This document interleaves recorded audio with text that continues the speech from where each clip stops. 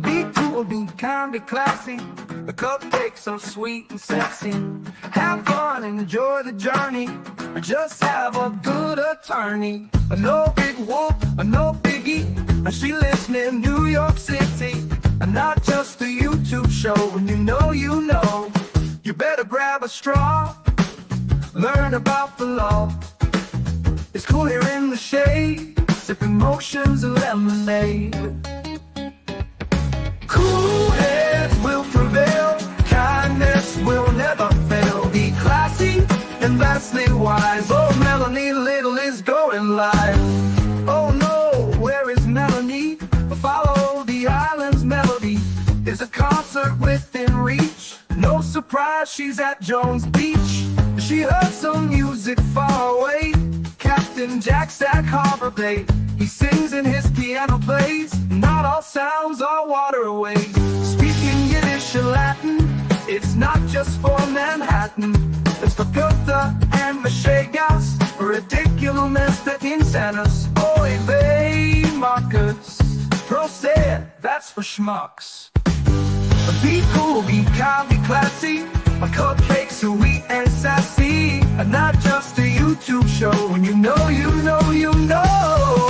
Cool heads will prevail.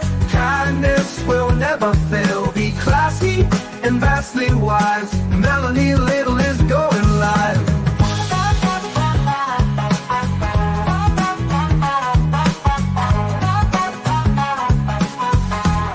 Good morning.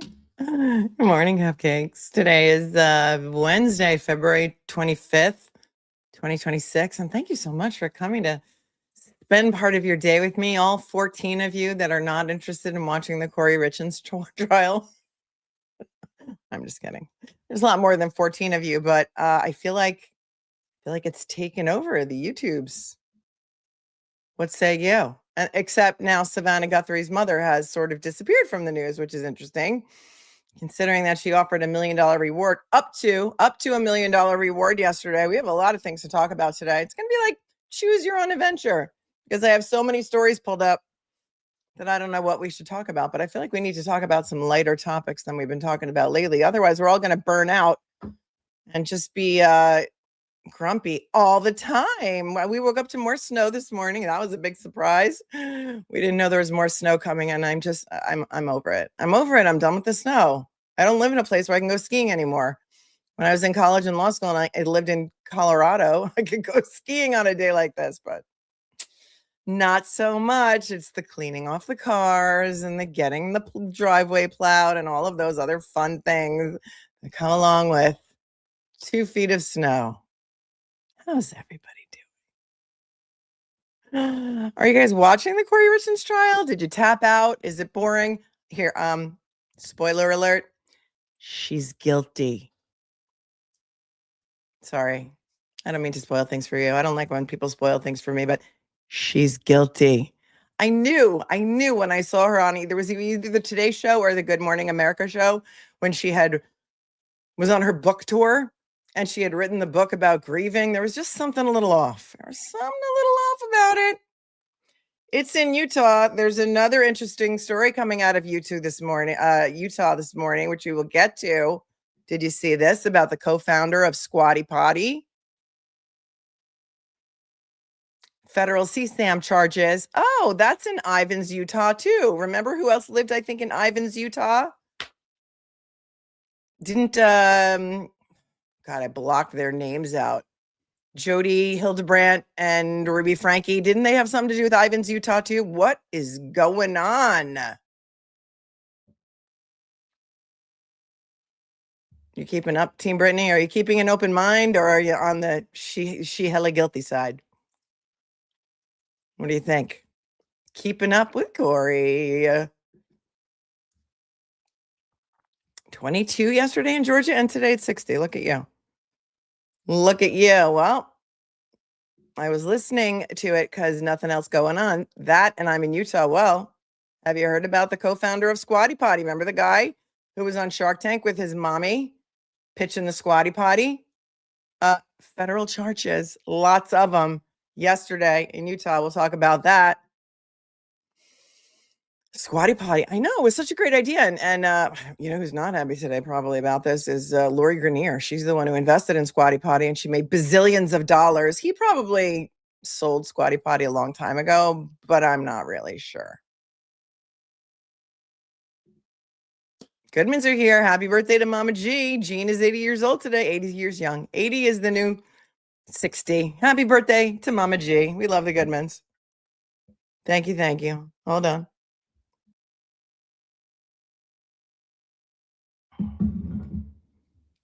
So we got that. We also got, well, I mean, I feel like we need to catch up on what's going on with Savannah Guthrie and Nancy Guthrie because we haven't covered it at all. And now I feel like now it's getting to a point where we should cover it because now no one else is covering it all of a sudden, right? Nick Reiner was arraigned yesterday in LA. I'd like to take a look at his arraignment with you. And of course, Nathan Hochman's presser. He's got a public defender now, and it's come out that apparently his siblings were paying for Alan Jackson. I couldn't confirm that before, but now TMZ has confirmed it. And we know that Alan Jackson has been on TMZ, and so he speaks to them directly. Anna Kepner's 16-year-old stepbrother was sort of quietly, I guess, arraigned in federal court, in juvenile federal court, for charges that we don't even know what they are because they're sealed. Anna Kepner, if you remember, was the 18-year-old cheerleader from Florida who was on a Carnival cruise ship with her blended family and was found underneath the bed, covered in life jackets one morning when she didn't go to breakfast by a maid on the cruise ship. Horrific story. Interesting story out of Maricopa County. Another interesting story about an Amber Alert that was quickly solved by some sleuths, let's just say, who helped out and found her. That's good news. And then I got a crazy I fell into a rabbit hole of a crazy story about the founder of Nectar Mattresses. And I have a Nectar mattress and I love the Nectar mattress, but there's a crazy story out of New York City that you probably didn't even hear about. And of course, I fell into the rabbit hole on that one. So we got lots of things to talk about. Yeah, what do you? Of course I did. I always do. I do. One thing leads to another, and then you find the deed to the property, and then you gotta fall into the rabbit hole of who sold them the property, and then you find out that they may be related to a mafia crime. But it's a whole thing. It's a whole thing. Good morning, everyone. Yeah, the poor maid, right? I find some interesting stuff. All right, so you're interested in Nick Reiner's arraignment? All right, let's do this. Let's do Savannah Guthrie first. Because I would love to get your thoughts on that because I just really don't even know what to think about it. I really don't. Like all of the videos that I've seen have just been a little bit weird to me. Just been a little bit weird. All right. So yesterday, as you know, I think it's on, what day is it now? Is it day 25? Is anybody keeping up with the count, the day count for Nancy Guthrie's disappearance? It's a very, very sad story. Savannah Guthrie, who's like America's sweetheart from the Today Show. I've been watching her for years. Her mom was allegedly kidnapped something like 25 days ago. She's 84 years old. Her name is Nancy Guthrie. She lives in Tucson, Arizona. She lived by herself in what looks like a very beautiful, large home. 25, we're on day 25. Thank you. See, you guys are doing the Lord's work out there, keeping track. Media and YouTubers have been camped outside Nancy Guthrie's house since practically day one. And I will say that JLR has 28 to 35,000 people watching him all day long for 12 hours a day. And then I saw ABC News left, or one of the news stations left, and they left JLR with their pop-up tent and their tables and their Gatorade and all of their stuff because they were just out. Where is Nancy Guthrie? I think she might be in Mexico. I don't know. That's just my own personal feeling. She might be in Mexico. I don't know. So here's the Instagram video that Savannah Guthrie put out yesterday. And I'm assuming she wants people to share it because She's been very vocal about it. And let's just take a look and dissect this like everybody else is, because I feel like everybody else who's talking about it is just sort of speculating. There's no real information, so there's no wrong answers. I guess we could just talk about it and guess what we think it means and take it from there. So this is from yesterday. This is on Savannah Guthrie's Instagram. Savannah says, someone knows how to find our mom and bring her home. Call 1-800 call FBI 1-800-225-5324. You can remain anonymous or find a way to reach out to me. I'm sorry. How are we going to find a way to reach out to Savannah Guthrie? Does anybody know how to find Savannah Guthrie? Do I need to go on IMDb Pro and find out who her agent and manager are and contact them? Is she going to answer Instagram DMs? I don't know. And then it says, note, family reward of up to $1 million will be paid only for recovery of Nancy Guthrie, consistent with FBI criteria for payment of its reward in this case. And then there's a link, but Instagram doesn't let you click on links. So you can't click on it. And then it says to support other families of the missing NCMEC, which is the National Center for Missing and Exploited Children, which is an amazing organization. I mean, I don't even know if she runs her own social media, but okay, let's listen to it's very, very sad. If this was my mother, I would be devastated too. All right, here you go. In the dark of night from her bed. Refresh.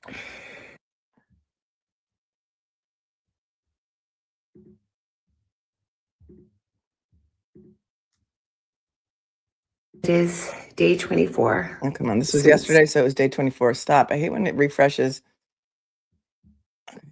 Stop. And then the sound doesn't go on. All right, we're going to give this a third try. I don't know why it's just not logging me in anyway, because I have Instagram. Hello. It is day 24 since our mom was taken in the dark of night from her bed. And every hour and minute and second and every long night has. Okay, so here's the thing. Did we, America's Sweetheart, wasn't Katie Couric America's Sweetheart? Did we know that she was taken in the middle of the night from her bed? She was taken from her bed because I don't think we knew that's new information, right?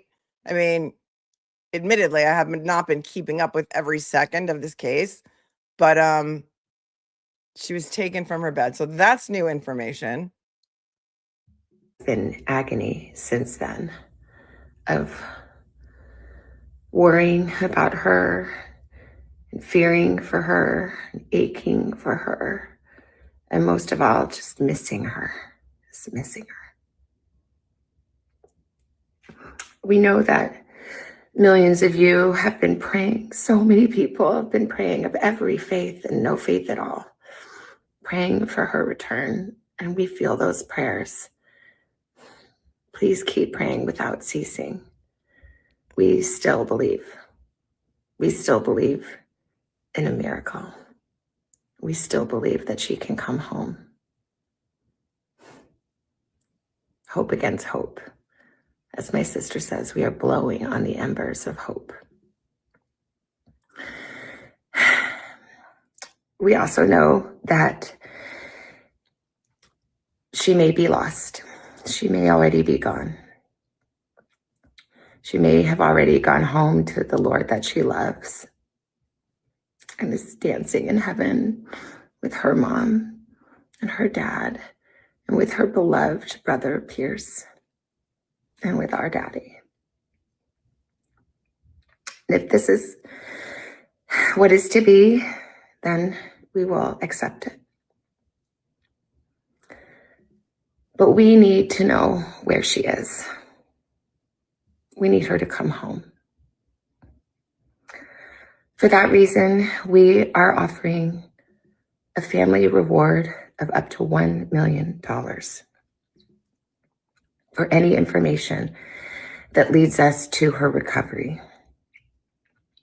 All of the information about this reward and the details is in the caption below. You can call the 1-800-TIP line. You can be anonymous if you want. Someone out there knows something that can bring her home. Somebody knows. And we are begging you to please come forward now. We also know that we are not alone in our loss. We know there are millions of families that have suffered with this kind of uncertainty. And for that reason today, we also are donating $500,000 to the National Center for Missing and Exploited Children for their work in helping families who are coping with loss and actively looking for those who are lost. We are hoping that the attention that has been given to our mom and our family will extend to all the families like ours who are in need and need prayers and need support. So please, if you hear this message, if you've been waiting and you haven't been sure, let this be your sign to please come forward, tell what you know, and help us bring our beloved mom home so that we can either celebrate a glorious, miraculous homecoming or celebrate the beautiful, brave, and courageous and noble life that she has lived.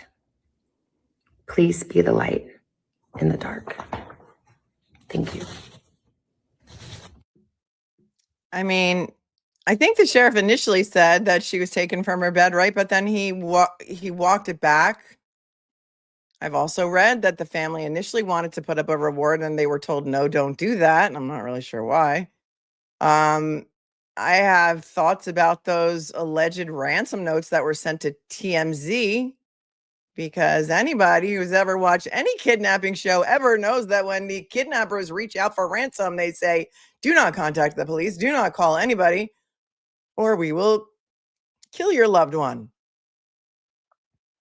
And they were looking for proof of life, and people are saying the sheriff effed everything up. Elaine, I love you so much, but just please don't write out the F word in the chat. YouTube doesn't like it.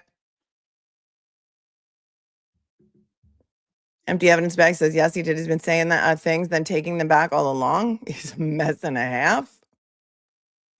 There were women out there yesterday, I think from Mexico, who came with sticks and they were poking around the neighbors' yards, and they were being told to get off people's private property. They wanted to do search parties, and the sheriff said, no, I don't know. I don't know what to think about this whole thing.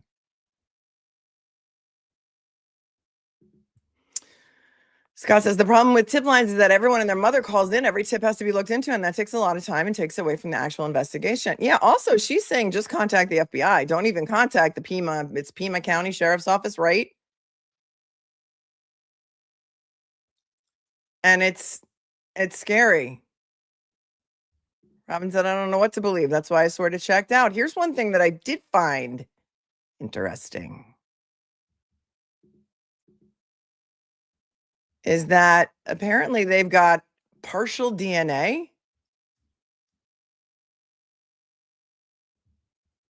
Oh, I think I freeze if I don't move this off the thing. Tell me if that's better. Did I freeze? They've got a partial DNA profile, but because it's partial, they can't enter it into CODIS.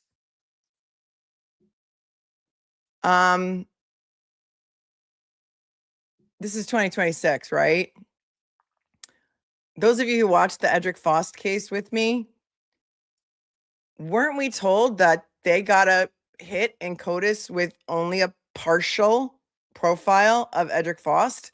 That he was only a contributor and it was a partial profile? I mean, correct me if I'm wrong, I'm not a DNA expert.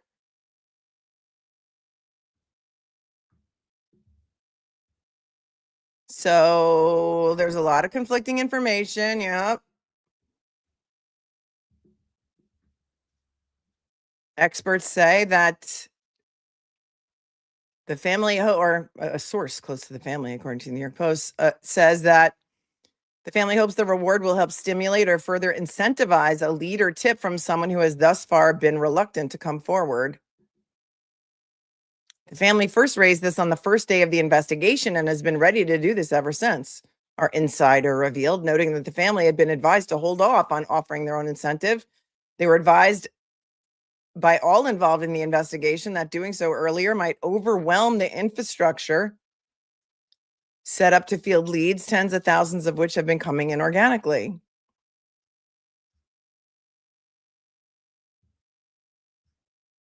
The source added, this action was taken after careful consultation and in coordination with law enforcement. The family continues to stay in lockstep with authorities on the search/investigation. And then former CIA member and FBI Special Agent Tracy Walder, who I really like. She's on News Nation. She's on Law and Crime sometimes. I think you know Tracy Walder. She tells Page 6 of the reward, their mindset is they want their mom back and they're going to do everything they can. In a new video posted to Savannah's Instagram that we watched, she sadly noted that her mother may no longer be alive, given how much time has passed in the search. I mean, there were people accusing the family members of being involved in this. I don't know if anybody's ever walked that back.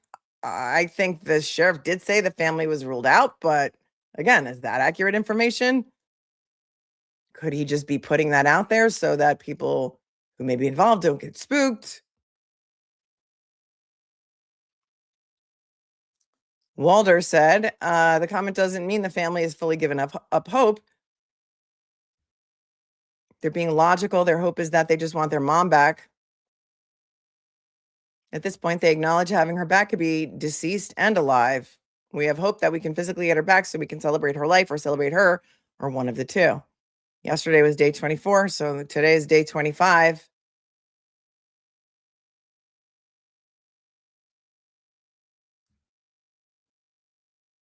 And here's the pictures that they've released from the Nest camera, which also, in my opinion, is a little bit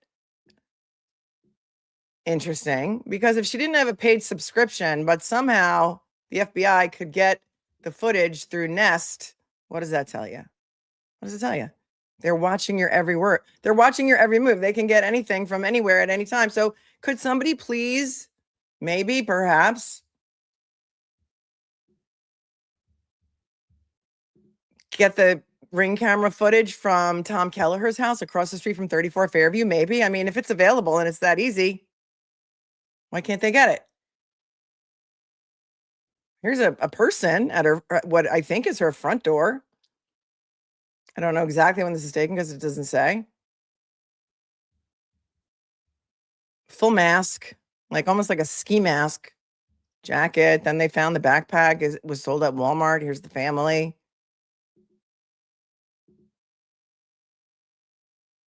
Savannah with her siblings.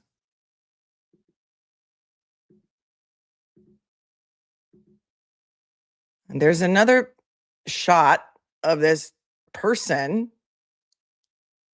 I mean, they've been identifying this person as a man. I got to say, when I saw the video of the person walking, it looks to me like a woman. So I don't know. And then people were saying that this shiny object is either a gold tooth sparkling in the light, or maybe they had a little flashlight in their mouth, trying to cover up the camera with the branches from the plants. And then they said he was there. This person was there twice. And then some other people are speculating that there was another person in the background and it looked like another person was. But to me, that looks like a woman. And you know why? I guess it's the eyelashes. We can't really see too much, but just looks like to me like there's mascara on the upper lashes. What do I know? I'm just an armchair detective. I mean, shout out to them for donating $500,000 to NCMEC, because I think there was a lot of blowback from people who were saying, why is the FBI offering a reward for Nancy Guthrie when there's so many other missing people and elderly people missing? That's what people were saying. It was a gold tooth. I know. I'm like, what are we doing? What are we doing here? Michael says, who puts a flashlight in their mouth? Plumbers and car mechanics. Great idea. Puxatawny Phil of Dedham says, I think it's a woman too. People say it's a flashlight.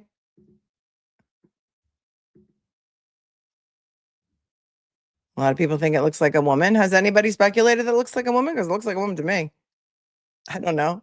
That's what I was reading. People are like, oh, it could be in articles. It could be a gold tooth, could be a flashlight, not really sure. Ski mask in Arizona shouldn't be hard to track down. This, it reminds me of, well, not so much, but remember Robert Tellis, the trial that we covered in Las Vegas, the boss baby, and he was dressed when he went to murder Jeff Gehrman, the journalist. He went in like this really obvious like costume. It was like bright orange, and he had like almost like a beekeeper's mask. I mean, it was just crazy.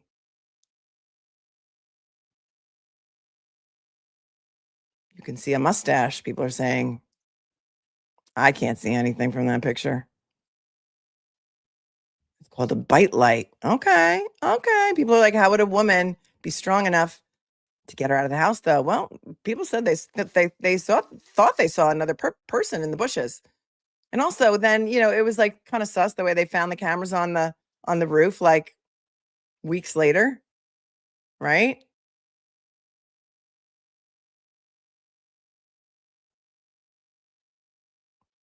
I have no idea.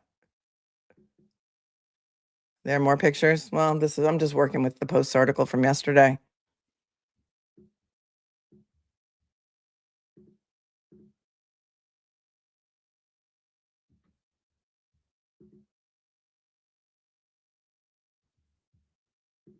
But I did read that the partial DNA they were not able to use that in CODIS, and I found that interesting from our coverage of the Faust case. So thoughts and prayers to the Guthrie family. I don't know what's going to happen, but the media's kind of abandoned the story. I mean, except Brian Enton, because, he ain't got no quit. I mean, he'll be there until the end, I guess, unless they put him on another story, because he's not independent media. He works for, who does he work for now? News Nation?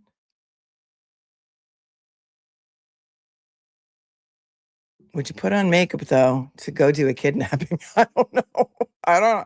Listen, stranger things have happened, right? Stranger things have happened, in my opinion. So DNA is not the be-all, end-all unless you want a conviction, says Creating Through Chaos.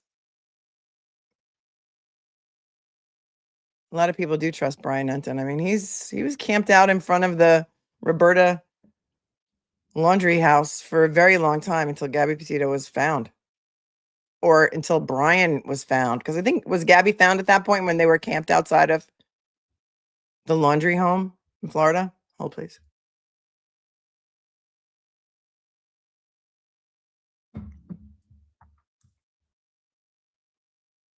Seuss thinks the Pima County Sheriff has done the Guthrie family so very wrong. JEH0362 says, I am a square-built female, and trust me, women are very strong, and this woman is disabled and scared.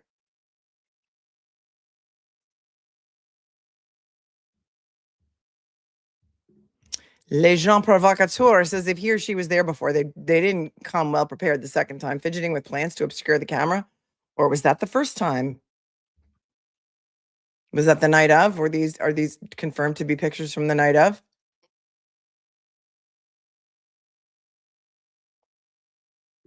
Stina says, I keep a tiny flashlight in my purse and hold it like that to see in the dark. No streetlights here. I mean, it looks like the person's wearing like a couple of pairs of gloves on top of each other. That's what it looks like to me. Oh, look at Karen DePasquale gifting 5 memberships this morning. Thank you so very much for being so kind and generous so early in the morning. And blessed Gigi of 12. You have 12 now? Gifted 5 memberships. Thanks, Gigi. Maybe you always had 12 and I just didn't know. Hi, Mozzie says, good to be back. Been sick for ages. I'm sorry. Thanks for tuning in. From down under, I'm so sorry. You've been here for 26 months. You're an OG. Thank you on top for your super sticker. so much. Blessed Gigi at 12 says, if someone kidnapped me, they would pay my husband to take me back. Oh, I mean, sometimes we have to laugh or we're just going to cry all the time. Right, Gigi? Thanks for your super chat. And good morning, Jersey, too. Georgia, been here for 9 months and Moon Age, new member. Welcome, welcome, welcome. All right, we have new affirmation cards that we're pulling from nowadays. We've got a motivational daily calendar. So I guess we'll do that one first. What's today? The 25th. But we missed yesterday, so we have to do yesterday and today. These are inspirational quotes to get us through the day because yacht today, Satan. Yacht today. I saw the early morning trolls. The trolls are unreal because they will wait 48 hours. Today's only a 48-hour hold. I think maybe it's going to have to be 5 days eventually. They will wait. They will make a new YouTube handle. They will then wait the requisite 48 hours just to come into my chat in the morning to troll me. It's amazing, the tenacity. Like if you focused your trollism on maybe getting a job or I don't know, trying to actually make money instead of sitting and trolling people on YouTube and Twitter all day long like it's your job, maybe you'd have a life. Yacht today, Satan. All right, so we got Tuesday the 24th to read, and we got Wednesday the 25th to read, and usually they're very prophetic, these quotes. Yesterday says,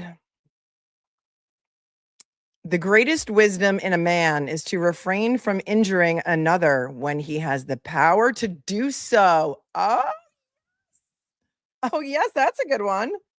That is a quote from Saint Tielo, T-E-I-L-O. The greatest wisdom in a man is to refrain from injuring another when he has the power to do so. There you go.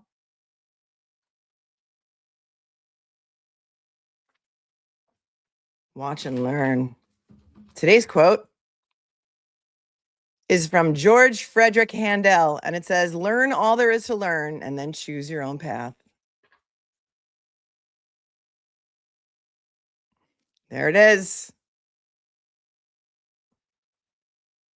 But I like that one. The greatest wisdom in a man or woman is to refrain from injuring another when he has the power to do so. Some people just can't help themselves. They just can't help themselves. They are so miserable inside that they just feel the need to go out.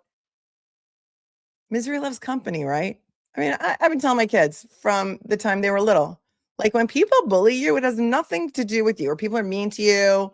I mean, this is what kids learn in kindergarten. It has nothing to do with you and everything to do with them. Think about the house they're growing up in. Think about who's raising them. Think about what they're learning in their own home. It has nothing to do with you, everything to do with them.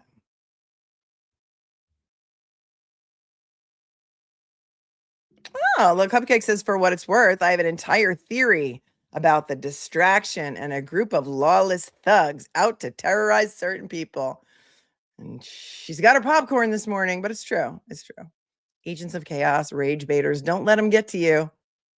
I don't get involved in the drama. I have zero interest in it. And there's always people that are trying to drag me into it on a platform that I don't even engage in. So good luck to you. Go on with your bad self. Just get a life. It's so sad. But really, it's not sad. It's typical. All right, let's take a look at Nick Reiner's arraignment from yesterday in LA Superior Court. Was I freezing again? We'll do the empowerment card at the end of the day, Mitchell, if you would remind me. Thank you, Mitchell. Those were just the motivational quotes. BMA says, I so wish I could homeschool my 3-year-old. I'm terrified to send her to school for so many reasons. I feel you. I really, really feel you. Listen, I have 5 kids. My older ones, not so much, but my younger ones have grown up doing active shooter drills. They have nightmares about school shooters. Like, it's real. When we were in school, we used to do sometimes fire drills. That was like the biggest thing we had to do, right? Was the fire drill where we all had to single file our way out of the building and go to a determined location with our teachers. That's what we were not doing lockdown drills and school shooter drills. And I fear for our kids. I fear for what's been done to them during the lockdowns and the emotional things that they will never maybe get over. That was a really rough time, especially here. Schools were closed for practically 2 years. I was Gen X. I am Gen X. I still am. And we didn't have nuclear war drills. We had fire drills. And I didn't have tornado drills either. And right. And bus drills. So I feel like my mother's generation, they had the bomb drills. And then we just had the fire drills and the bus drills. That was it. Any more podcasts in support of FOST every day? I mean, all the time. Today, no. Today we got to catch up on other things, but I am not giving up on Edric Faust. I did many, many hours on that case, and I will continue to do many, many hours on that case. Kokomo, Indiana says, I'm a boomer and we had it all. It is. All right, let us pivot. Yesterday in a Los Angeles Superior Courtroom, Nick Reiner was arraigned. Let's go take a listen. For those of you who don't recall, Nick Reiner stands accused of taking the lives of his parents, Rob and Michelle Reiner. A lot of issues have come out. He was originally represented by Alan Jackson of the Karen Reed trials. Karen Reed's defense attorney, one of Karen Reed's defense attorneys. He had to abruptly withdraw from representing Nick Reiner back in January, on January 7th, 2026. Questions have been raised about his perhaps not guilty by reason of insanity plea that he may make, but yesterday he did not plead not guilty, NGRI. He pled not guilty. We're going to take a look at that. Also, there have been questions about his mental health, about whether or not he had been diagnosed with schizophrenia, his addictions, his many, many trips in and out of rehab, and whether or not any of that had a role in him allegedly taking the lives of his parents. However, again, just like every other defendant, Nick Reiner is afforded the presumption of innocence until if and when proven guilty. So let's get into the LA courtroom in front of Judge Teresa McGonigal. That happened yesterday. Number 25 CJC F08098. Good morning, Your Honor. Kimberly Green, Deputy Public Defender, on behalf of Mr. Reiner, who's present in court in custody. Thank you. I mean, look at the difference in Nick Reiner from when he was first arrested until now. He's lost a lot of weight. Looks like he's wearing a suicide vest. He's now represented by a public defender. Her name is Kimberly Green. And we saw her take the case the day that Alan Jackson withdrew, which was January 7th, 2026. And that is public defender Kimberly Green. Good morning, Your Honor. Habib Yelling for the people. Thank you. Good morning to each of you. Good morning, Mr. Reiner. And how would you like to proceed at this time, counsel? The court has, and I'll just make a record, the court has, we addressed the request for media coverage off the record. Court just orders that there's no live streaming and no live transmission and no filming of anyone in the gallery. We'd like Okay, so there's no live streaming of this. So I guess Law and Crime put it up afterwards. to go forward with the arraignment at this time. Thank you. And on behalf of Mr. Reiner, do you waive full reading of the complaint, advisement of rights, including armed forces and veterans' rights, enter a plea of not guilty, denying any and all special allegations, enhancements, and priors? Yes, Your Honor. A plea of not guilty is entered on behalf of Mr. Reiner. Counsel's requesting April 29th at 0:30. April 29th, 2026 as a 0 of 30 calendar days. Yes.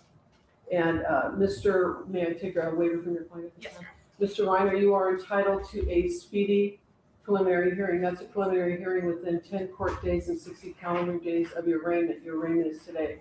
Do you understand, waive and give up those rights so that your matter may be continued to April 29th, 2026 as a 0 of 30 calendar days, with the understanding that your preliminary hearing may commence within 30 calendar days of April 29th? Yes. And does counsel join in that waiver? I do. The court finds that Mr. Reiner has made a knowing and intelligent waiver of his right to a speedy preliminary hearing within 10 court days and 60 calendar days, and that his counsel of record joins in that waiver. Defendant agrees that the next court date of April 29th, 2026 is a 0 of 30 calendar days. The matter is assigned to That means they'll have his pretrial hearing within 30 days of, what did they say, April 29th, which is going to be the next date. Somebody said, and this may be true, that this may be his longest sober period in a very long time. For all purposes by the supervising judge of the criminal master calendar. The matter is assigned to, for all purposes, to Judge Sam Oda in Department 108. Okay, so it's going to a different judge. Yes, Your Honor. It's bail set, no bail. This judge is very Hollywood. Look at her, Teresa McGonigal, sitting in LA County. Hair and makeup on point. She wears a black robe, unlike Judge Lisa Lott in Athens, Georgia. Anything further on this case? Yes, for the record, Your Honor, people have turned over to the defense the large bulk of discovery. We are still awaiting word from the coroner's office that they've completed the autopsy report. As soon as we get it, we will turn it over to the defense, as well as any other discovery that comes in. Thank you. Anything further? Your Honor, I addressed with the court the issue of the outstanding SCTs. We're asking that those be withdrawn at this time. And those subpoenas, as referenced by the defense, are withdrawn, ordered withdrawn. Thank you. Thank you. Anything further? Thank you. Thank you. Well, that's interesting. There was a lot of discussion.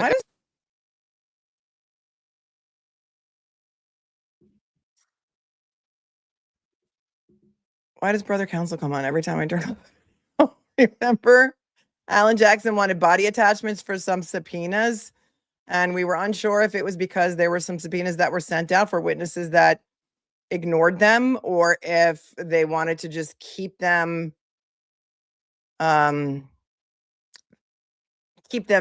or keep them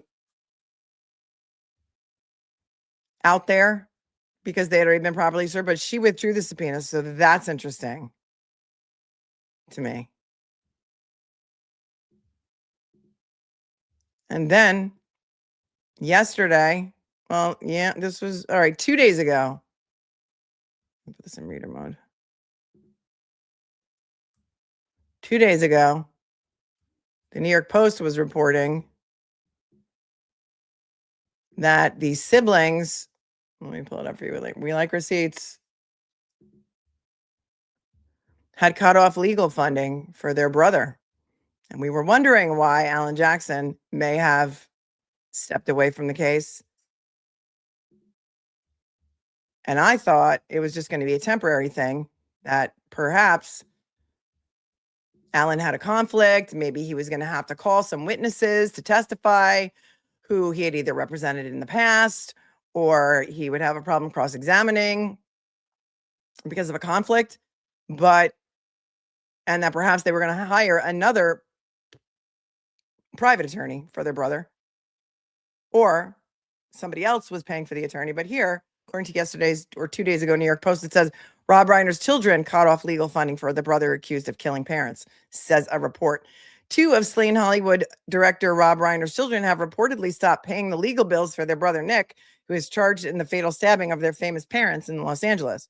Romy, 28, and Jake, 34, who were spotted out in Los Angeles on Monday, have cut off funding for a private defense attorney for their brother, TMZ reported on Monday. The news site reported the pair hired profiled criminal defense attorney Alan Jackson shortly after cops found the bodies of the When Harry Met Sally director and his wife Michelle in mid-December. So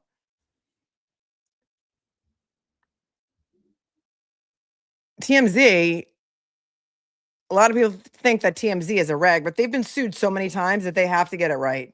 And so they do their due diligence. And we know that Alan Jackson's been on TMZ before, right?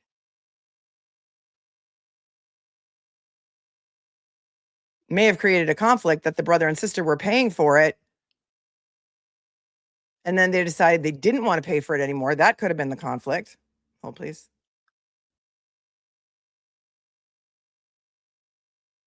And if you didn't see him at his arraignment, here's a picture. Reiner, 32, pleaded not guilty to murdering his parents in Los Angeles on Monday. Okay, so I don't know what day it is anymore. Today's Wednesday. That arraignment was on Monday. It wasn't yesterday. But Jackson withdrew from the case soon afterward due to an undisclosed disagreement. Last month, a public defender was appointed to take Nick's case, but it was widely perceived as a stopgap measure until another private attorney could be hired, according to the outlet. That's what I was thinking too. Kimberly Green, the deputy public defender, was in court on Monday representing Nick, who pleaded not guilty to charges of first-degree murder. Nick's defense is Nick's defense. They're not involved, a source told TMZ on Jake and Romy's approach to their brother's upcoming trial. There's Romy. A spokesman for the public defender's office declined to comment when reached by the California Post. Representatives for the Reiner siblings were not immediately available for comment. Nathan Hochman, the district attorney for LA County, told reporters after the arraignment on Monday that he would not rule out the death penalty for Nick if he's convicted. This despite Rob, his father's very public opposition to capital punishment. And here's a picture of a younger Nick Reiner in better days. I'm sorry, that's Jake Reiner. That's why he looks different. That's Jake Reiner. It says Jake Reiner, 34, is said to have stopped paying his brother's legal bills as Nick Reiner fights first-degree murder charges in Los Angeles. There's a picture of the decedents, Rob and Michelle Reiner.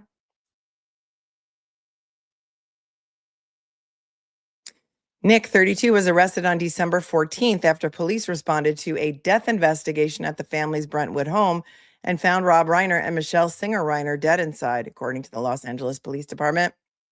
His next court appearance is scheduled for April 29th, when a preliminary hearing date is expected to be set. Nick has previously spoken publicly about struggles with substance abuse and periods of instability, including addiction and homelessness, years before the killings. He co-wrote the 2015 film Being Charlie with his father, a project widely described as drawing from his experiences with drug addiction and recovery. Do you guys, did anybody watch Being Charlie? I did. You can find it free on YouTube. It's very interesting. It's very interesting. And I saw some interviews of Nick Reiner and Rob Reiner around the time where they were promoting the movie, and he looks totally different. Separate reporting has indicated that Reiner had a history of mental health treatment and was placed under a court-approved conservatorship in 2020 that later ended, though diagnostic details and medication history have not been established in court filings related to the case. That is the end of that story. Let's take a look, because I see some chatter in the chat about exactly what Alan Jackson said when he announced that he was withdrawing from the case. And I have the link to that here so we can look at that as well.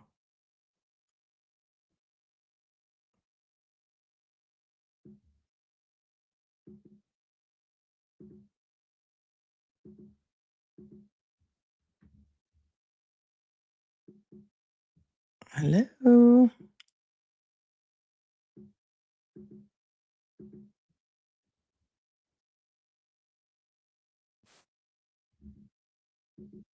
We did watch this in real time on January 7th. So this is Alan Jackson's presser after court on January 7th. And here we go.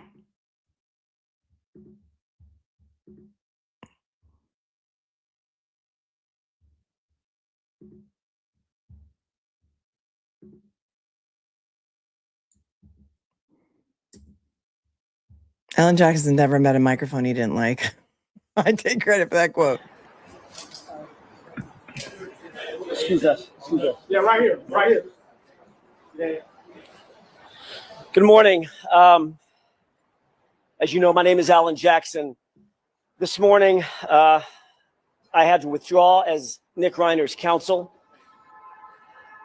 circumstances beyond our control, but more importantly, circumstances beyond Nick's control have dictated that, sadly, it's made it impossible for us to continue our representation of Nick. Sounded to me when I first heard that that there was a conflict of interest, that there were going to be witnesses who were at Conan O'Brien's party, who overheard things or saw things that he would have to call to the stand that he had represented in the past, and that's an unwaivable conflict. Now, it seems that it may be because the siblings pulled their funding. I'm legally and I'm ethically prohibited from explaining all the reasons why. I know that's a question on everybody's mind. We expect the public defender to step in. They've already been appointed and very capably protect Nick Reiner's interests as he moves forward through the system. But be clear, be very, very clear about this. My team and I remain deeply, deeply committed to Nick Reiner and to his best interests. In fact, we know, we're not just convinced, we know that the legal process will reveal the true facts of the circumstances surrounding this case, Nick's case. You know, a lot's been printed of late, over the last 3 weeks. A lot has been printed about Nick, printed about his family, printed about the circumstances. Speculation is in print. On December 15th, in the early morning hours, I was in New York at the time, and I got a call. Me and my team, we dropped everything.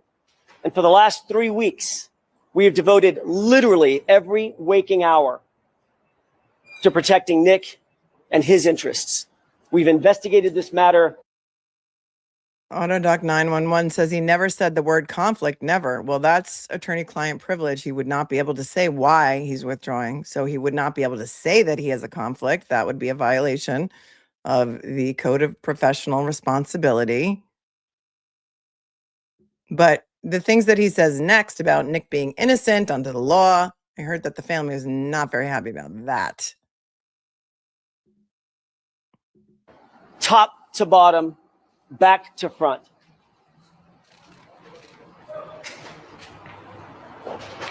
Yeah, that's Evan. What we've learned, Right there. and you can take this to the bank, is that pursuant to the laws of this state, pursuant to the law in California, Nick Reiner is not guilty of murder. Print. Under the laws of the state of California, Nick Reiner is not guilty of murder. To me, that means under the laws, the insanity defense, the not guilty by reason of insanity defense. The family was not happy, from what I understand, from what I've read. Again, take it all with a grain of salt that he said that. And then he went so hard on that. Of this state, pursuant to the law in California, Nick Reiner is not guilty of murder. Print that. Print that. We wish him the very, very best moving forward. And that's all I have today. Hey, Autodoc 911, are you a lawyer? You keep putting these comments in there. If he has a conflict, he can and must say it. No, not publicly. No, it's a private matter between him and his client. So you're absolutely incorrect. Absolutely. Please stop putting misinformation in the chat. He's not permitted to say why he withdrew under the rules of ethics. He's not permitted. And he said he went on Billy Bush, right? We played that another day too. And he said, I can't tell you why. I can't tell you why. Because all of that's privileged. Let's take a look at the district attorney's presser from yesterday, Nathan Hochman, after Nick Reiner pleaded not guilty with his new public defender, Kimberly Green.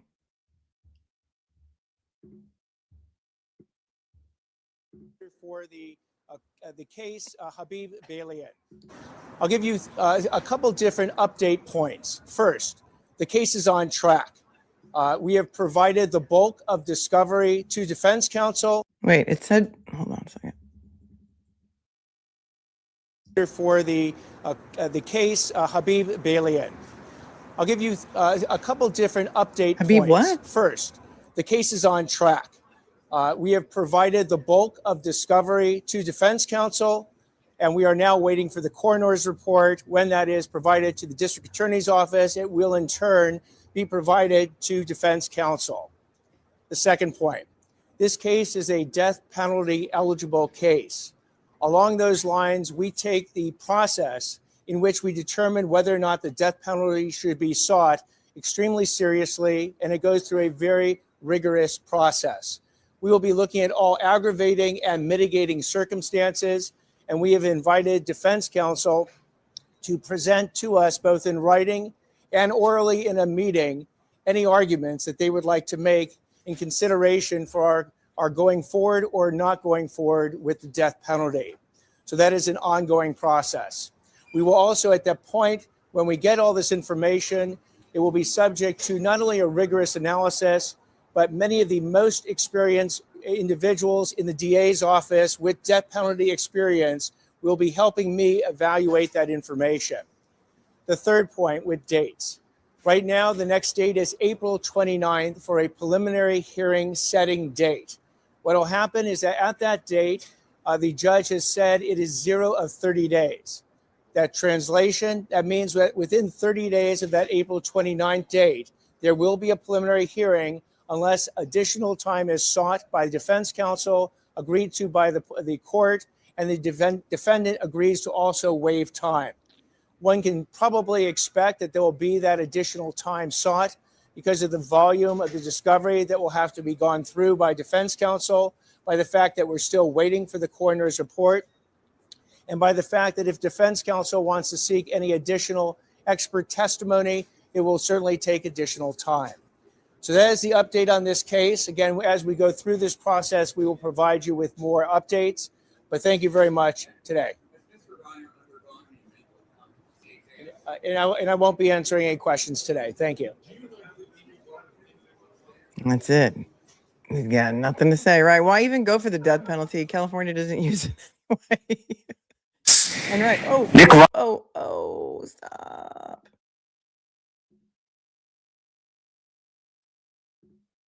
Irish Mex says that Rob Reiner was completely anti-death penalty. It would be so wrong to pursue it in this case. Maeve said, I honestly thought it was sibling cut off the money all along. They called him day one. Then they realized they couldn't stand by him and pay for his defense. If he red rummed my mom, I wouldn't pay either.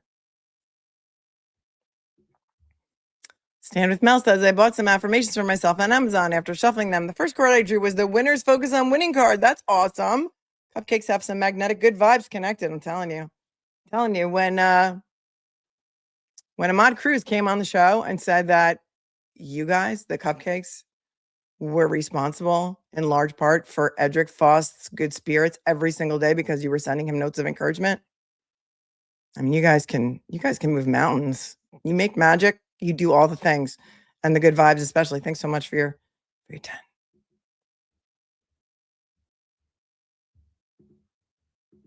Hi, Mrs. Bouquet. Much love.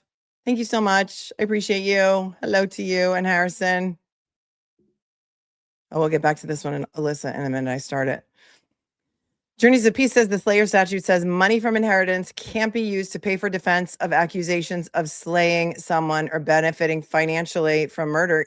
Yes, correct. However, there's no indication that the money that they were using or that he was using was an inheritance from his parents. And also, it is possible, and I thought this from the beginning, that he may have some sort of inheritance from his grandfather, Carl Reiner, right? Dick Van Dyke Show and all that. Carl Reiner was a bigwig in Hollywood. I don't know where the money came from, but maybe it's not there anymore, according to the report that we just read. But you are correct about that.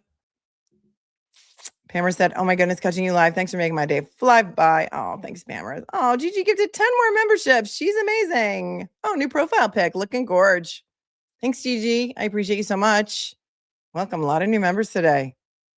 Welcome. Thanks, Gigi.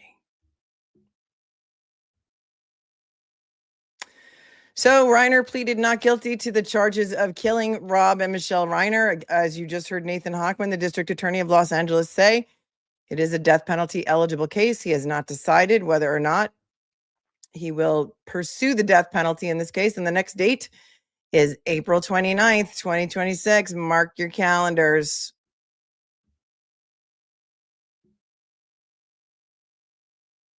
Thoughts, questions, comments, concerns on the Reiner matter before we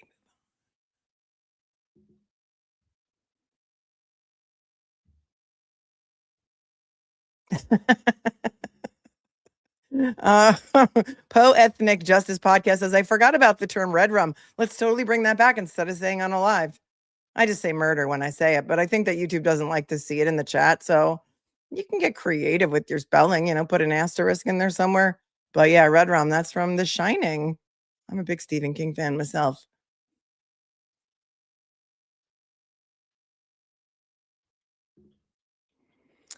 Chrissy Babe says someone had an awesome interview with Mr. Cruz and people donated over $33,000 towards the defense law fund for Mr. Foss. Well, I can't take full credit for that. Kat Knott Williams also had an interview, and Nick Starro did a fundraiser. And so I'm not sure what the fund is up to right now, but every penny counts. And I know that they're trying to get Brian Steele to handle the appeal, and the family has reached out to me and told me that it's going to take $150,000 to get Brian Steele on board to handle the appeal. And so every dollar counts. If you can, please donate to Edric Faust because it would be much appreciated. Thank you very much.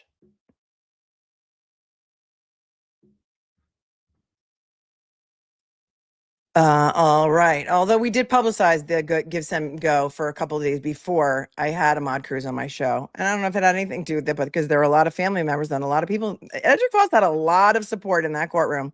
I'll tell you what, a lot of support.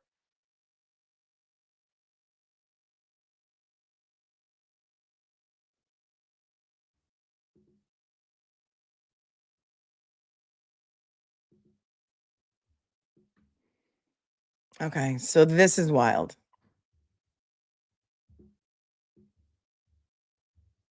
Pivoting again. This past Saturday in Maricopa County, Arizona, an Amber Alert went out for a 2-year-old girl by the name of Kalani Rogers. And by Sunday morning, she was found because people were paying attention. You got to see this video, which I'm going to show you in a minute. Employees of Camelback Moving, it was a moving company, played a critical role on Sunday morning in the safe recovery of 2-year-old Kalani Rogers after recognizing her from the Amber Alert that was issued on February 21st and taking swift action until the police arrived. There was a Quik Trip security guard. I think Quik Trip is like a mini mart at a gas station. You can correct me if I'm wrong. Quik Trip security guard C. Edmonds first noticed the young girl and an adult woman matching the alert description and enlisted the assistance of shout out to Camelback Moving crew members who were at the location to help identify and confirm the suspect's vehicle. In a quickly coordinated initiative, the moving men employees positioned one of their trucks to block the suspect's vehicle while moving a second truck to prevent any escape from the parking lot. Phoenix police arrived within minutes and recovered the child unharmed and in good health. Okay. The woman who was arrested for this is a 23-year-old woman by the name of Marina Noriega. She's being held on $250,000 bond in Maricopa County, Arizona. And apparently she was a random woman who the family brought to their residence because they wanted to help her because she needed a place to stay. Hot tip, do not invite transient strangers to live with you because you feel bad for them. During a police interview, Noriega initially claimed that the child was hers. Police say she provided inconsistent statements and admitted to drug use during the time she had control of the child. Police say she has prior arrests for robbery, theft, hit and run, threats, battery, orders of protection violations, and more. She was previously convicted for controlled substance possession, shoplifting, obstructing an officer, and threatening crime with intent to terrorize. You need to see the video on this. I might have to suffer through a commercial, but for you, anything.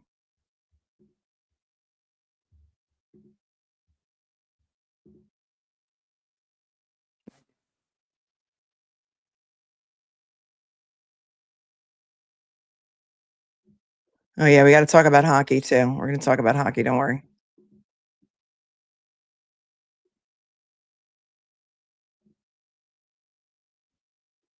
There was a hearing yesterday for Sean Higgins, who was accused of killing the Gaudreau brothers, Johnny Hockey and his brother. It was We're a gonna watch that, coordinated too. effort between a moving company and a Quik Trip security guard to safely bring home a missing 2-year-old girl. Quik Trip now speaking about what happened on Sunday morning. It was a regular Sunday morning at this Quik Trip until their security guard saw the pair walk in. They walked into the restroom, and our guardian was able to identify the little girl as Kalani, who had been abducted the day prior. Quik Trip calls their security guards guardians, watching over everything that happens in and around their stores. Sunday morning, that's exactly what one of them did. I think a lot of it was the Amber Alert that really made our community aware of this incident. QT's Rosie Navarrete says the A cute little baby. Cute little baby. guard worked with the moving company Camelback Incorporated to keep the suspect, Marina Noriega, from leaving. Managing this store a couple of years ago, these are customers that we saw on a day-in-day basis. So it was really cool to see that not only is Quik Trip here for our community, but our community is also willing to step up when needed. When the security guard double-checked that it was the two from the Amber Alert, they called police, and the suspect was in custody not too long after, and the toddler back with her family. The Amber Alert, the one I issued? Amber? Yesterday, that one. Phoenix police say the quick response was possible because multiple officers were already on the case for calls for service. It's unbelievable. I mean, I also have not seen the resolution to an Amber Alert myself. It's a very cool feeling to see it come to a safe resolution like that. As a mother myself, I can only imagine how great it feels for her family to have her back home safe. So it's very rewarding to know that we were able to step in and help that happen. In Phoenix, Eleni Dow, ABC 15, Arizona. Isn't that so heartwarming? Sammy Ma'am says if you're ever in need of a safe place to go, if you need it right away and you can get to a quick trip, they know what to do. They're all trained. And then UTD Vol says the moving company has a training program that looks for the missing and endangered. Wow. I mean, I love a story like this. I love a story like this. Here she is, the kidnapper, with her stroller, the baby's stroller. This may be a different video, so let's check it. In the NHL, No, we can't. We can't have Keenan Thompson on. They're gonna strike me. We can't do that. Hold on. I do have there's like a clip of her arraignment. So here she is coming out of the Quik Trip with the baby. And they were all paying attention to the Amber Alert. Protect all children. So awesome, Zimmy said. The Amber Alert worked.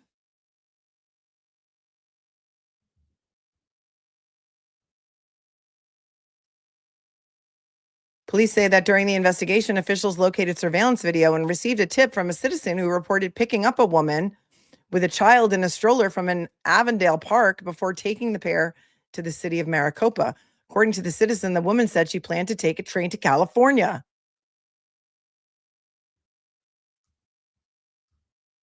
Later reports came in about a woman matching the description at a Quik Trip. It's Quik TRIP station. It seems to be a gas station with a mini mart. Near 27th Avenue and Thomas Road on Sunday morning, Noriega was detained at the scene and the child was safely recovered. According to police documents, the child told her parents that she was scared and wanted her mommy and daddy, but she was okay. Police documents also show Noriega was a random woman who family members brought to the residence to help as she was a transient and needed a place to stay.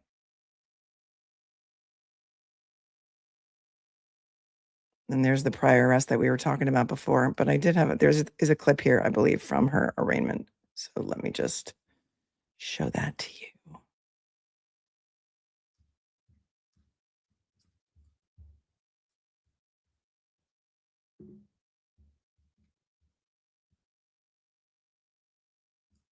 I mean, finally a good end to a story like that. We see so many bad endings. The playoff push begins.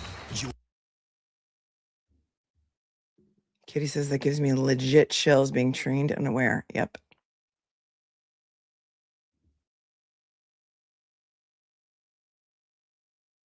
Locals that have them just call them the QTs.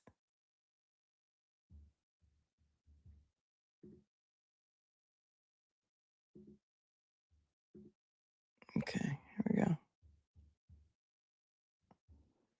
Shout out to local station ABC 15 for their excellent local coverage. I like to go to local stations for their coverage of local stories like this because they're more invested, I feel.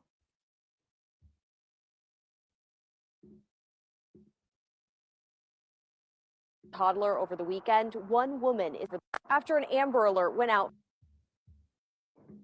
One woman is in custody. I'm ABC 15. After an Amber Alert went out for an Avondale toddler over the weekend, one woman is in custody. I'm ABC 15's Ashley Holden poring over these court documents, which detail what that woman told investigators. Marina Noriega. This 23-year-old now behind bars after an Amber Alert for Avondale toddler Kalani Rogers. Ms. Noriega, you are here because you were arrested on charges of custodial interference. Thankfully, Kalani was found safe. I mean, not for nothing, but she sounded like she was hammered. Hold on a second.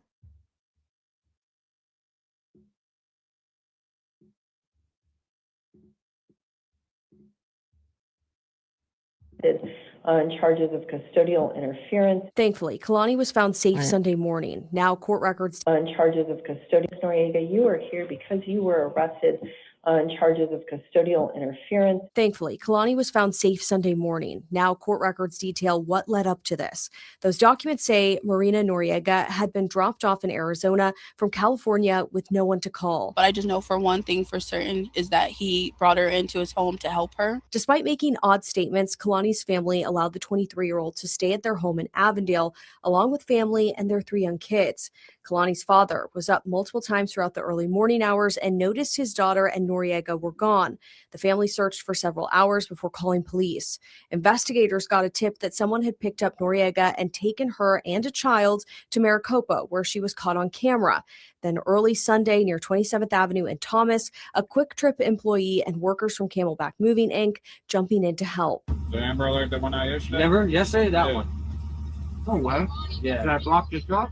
Huh? Did I block them? He's on the phone with the cops right now. Court records say Kalani told her parents she was scared, but okay. Noriega initially told detectives the toddler was her long-lost child. She later admitted that wasn't true and that the two had slept on the street. Your Honor, toward the end of the Form 4, it does appear that They had slept on the street. defendant admitted that a glass pipe was located on her person during the search, and she admitted to using smoking methamphetamine the day before. Records show Noriega had a long list of prior arrests and multiple convictions. Can you believe it? Avondale police Monday thanking those community members who jumped in to help. Noriega is being held on a $250,000 bond. Okay, Ashley what? Holden, ABC 15, Arizona. Hold, please. I have to just... Give me a second. I got to take care of something. I'll be right back. Be right back.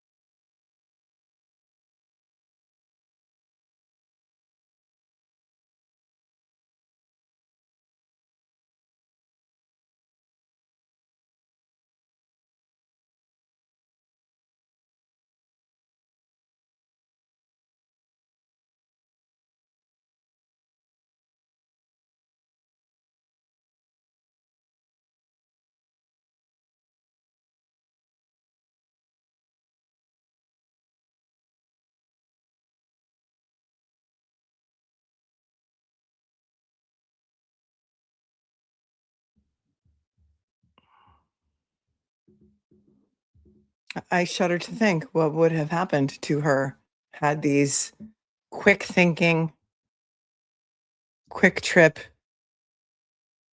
and moving men, not Camelback Moving. Shout out to Camelback Moving.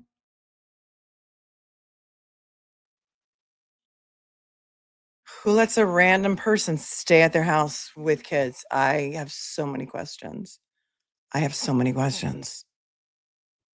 If you see something, say something.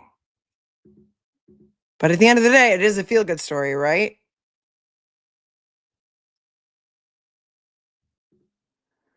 Blessed Gigi of 12 says, I fell into a rabbit hole with Brian Steele when I could not chat. Apparently, it is racketeering if you run a stop sign in Fulton County. I don't know what to say to that. Thanks for your 5.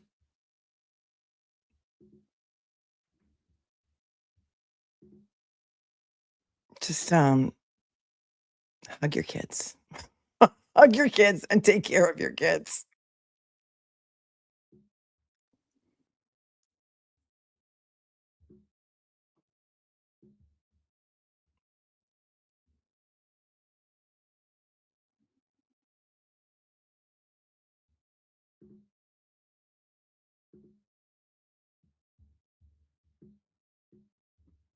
Pivoting now. Why didn't I thought I could pull stuff up. That may have to come into a separate show. I don't know why it's not in my notes.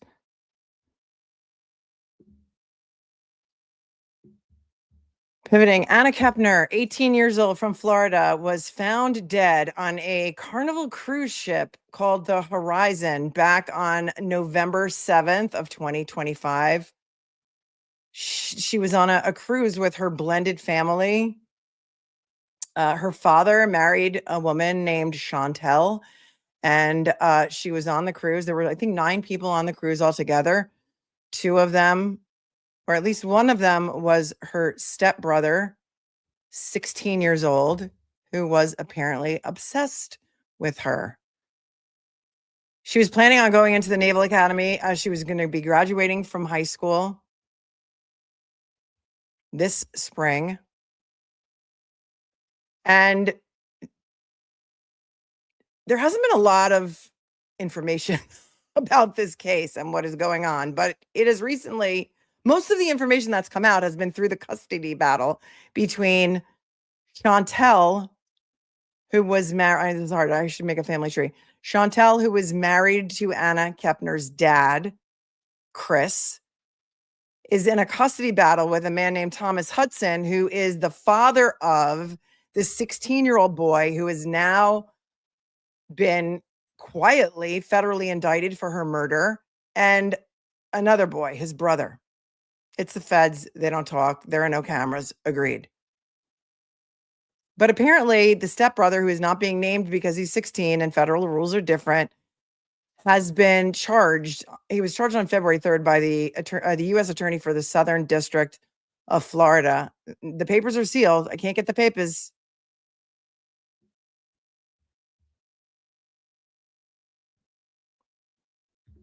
I don't know what this is. I just need a latte. I can't send this in a super chat, but mods, please tell Melanie to look up the YouTube teacher hack for playing videos during stream to avoid copyright strike. Okay.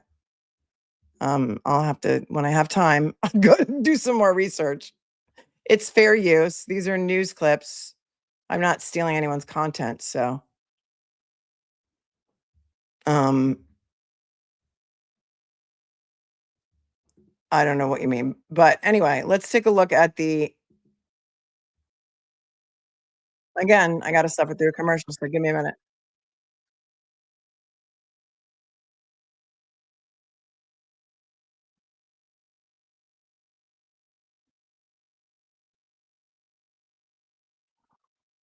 It just never ends. Nope. Okay, so this is breaking news as of yesterday. We're getting to some more current things. All right, this is breaking news as of yesterday.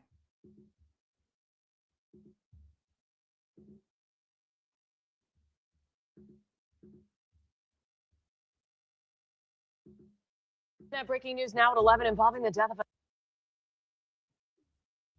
of A Titusville teen, Anna Kepner, was found dead while on a cruise last November. A court filing in a separate case says that her stepbrother is the main suspect and that he is now facing not one, but 2 charges. West News' Jesse Began joins us live in the studio to break down this new information. Jesse. Yes, too, Michelle. We have learned from these documents that last Friday, an emergency motion was filed by the biological father of the teen who's been named a suspect in Kepner's death. In it, he is asking for sole custody Look glitchy today. of Is he too Anna's glitchy other today? step-sibling, who's been living with Anna's dad and his biological mother since the death. The new filing also states Anna's stepbrother has been charged with homicide. The court filing alludes to the 2 charges, saying in part, quote, according to social media from the Kepner family, on February 3rd of 2026, the petitioner/father's son was charged by the United States Attorney in the Southern District of Florida for the redacted and homicide of Anna Kepner. He goes on to say, quote, immediately after the cruise, the respondent/mother and Chris Kepner expelled the minor from their household, and neither has seen the minor since then. Yeah, so apparently his parents kicked him out. And all of these documents are from the custody battle. So we get a lot more information, like from the custody battle, than we do from the actual court documents, which we can't access because they're sealed because he's a minor. Federal court documents are usually accessible, but if they're a minor and they're sealed, we can't get them. Adding, social media from the Kepner family has indicated that they want the nails in the coffin of the minor and that both the Kepner family and the respondent want him buried. On February 6th, cameras were there as the stepbrother of Anna Kepner walked out of federal court in Miami. You can see it there. And there he is. There he is with his camo. I guess that's some sort of camo jacket hiding his face. Can we just talk about why in the hell was an 18-year-old girl and her 16-year-old stepbrother sharing a cabin on a cruise ship? Can anybody explain that to me? There are a lot of accounts that this kid was obsessed with her. And then again, the other brother was staying in the room too, but he saw some fighting. Yeah, they kicked him out. We were not allowed into the courtroom and were not told exactly why he was there. Wait, so the cameras were not allowed in the courtroom. Hold on. So many crimes happen on cruise ships, and they're not necessarily required to report. It's really weird what goes on cruise ships. They're in international waters, so it gets a little bit fuzzy about who's going to investigate. A lot more crimes happen on cruise ships than we are told about, I will tell you that. All right, here, listen to this. Just want to take that back a second. Immediately after their cruise, the respondent mother, all right, so Chantel is his mother, and Chris Kepner, Anna's father, expelled the minor from their household, and neither has seen him since. Okay. He's 16. And Chris Kepner expelled the minor from their household, and neither has seen the minor since then. Adding, social media from the Kepner family has indicated that they want the nails in the coffin of the minor and that both the Kepner family and the respondent want him buried. On February 6th, cameras were there as the stepbrother of Anna Kepner walked out of federal court in Miami. You can see it there. We were not allowed into the courtroom and were not told exactly why he was there. The criminal docket for the magistrate judge had a sealed case on the agenda, and the case number was also sealed. A court filing in that separate custody case mentioned earlier says she was found asphyxiated under a bed in a room she was sharing with her stepbrother. Anna's stepbrother has not been publicly named a suspect, and her manner of death has not been publicly shared by the FBI, who's leading the investigation into her death. We reached out to the U.S. Attorney for the Southern District of Florida to confirm the charges. We've also reached out to Anna's father and stepmother for comment. Michelle, back.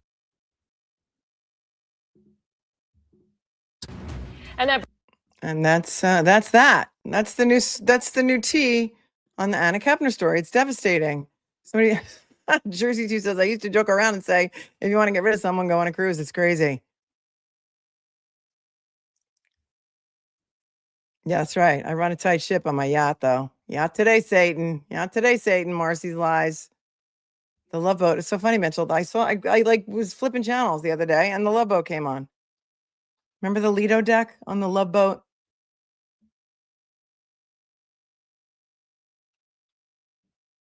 Could be financial reasons. I don't know. There were 9 family members on the cruise. Could they have found someone else for her to? I'm sorry.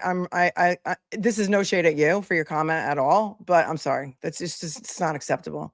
It's not acceptable. In my world, you don't let an 18-year-old girl share a bedroom with her 16-year-old stepbrother. You just don't do it, especially when you're on notice that he's obsessed with her. Yeah, I don't know about this though either. She neglected to administer the antipsychosis. Were they antipsychotics? I thought one of them was, yeah, he was on a sleep medication. It could have been like Tylenol PM. I don't know. And some other medication. Yeah, I don't know. Is that going to turn him into a murderer? This is a total parenting fail. Thank you, Mass Dad, for saying the quiet part out loud. Total parenting fail.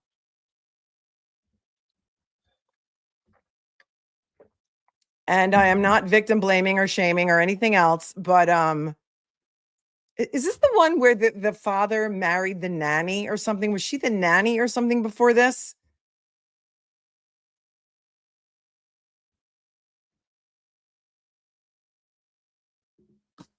Snark Tank Cupcake. Oh, I love your name.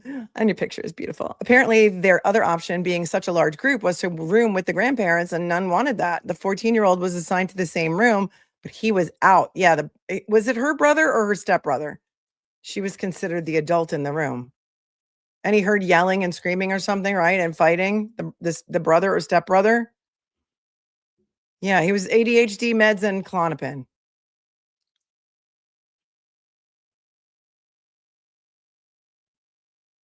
I'm just well,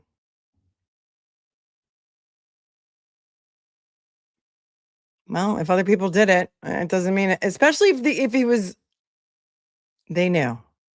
They knew. If they knew that this kid had issues, I got a big problem with it. I just do. Stand with Mel says, I live in Arlington, Texas, where Amber Hagerman, the girl the Amber Alert is named after, was kidnapped and found red rum. She's so sad. The guys are, oh my God. Oh, that is so sad. Thanks for your 10.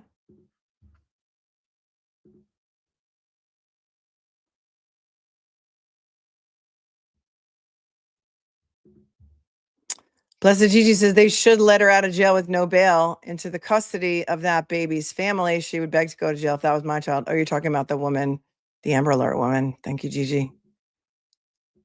But I would suggest that you don't publicly threaten violence. I don't give legal advice on this channel, but you know, you wouldn't want anything you say to ever be used against you. And people on the internet are crazy. They're crazy.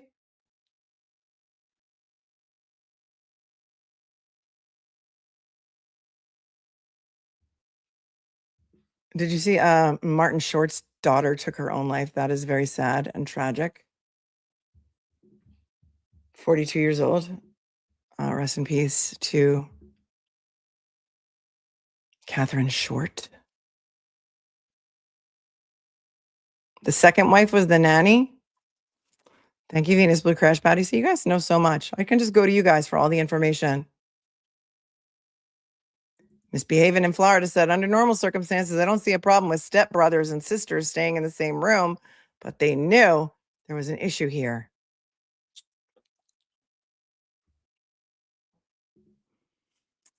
Chrissy says, selfish parents, if they couldn't afford any more rooms, they should have split dad with mom, boys with girls. They should have split dad with boys, mom with girls. I see what you're saying. It's like Marsha and Greg sharing a room. Did they? Did Marsha and Greg? They never shared a room. Chair. I don't think they did.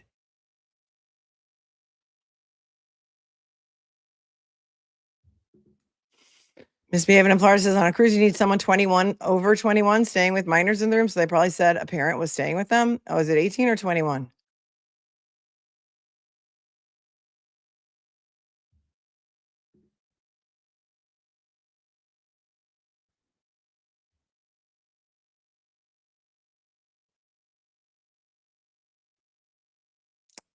Interesting. Heard they needed an adult to stay with the minors.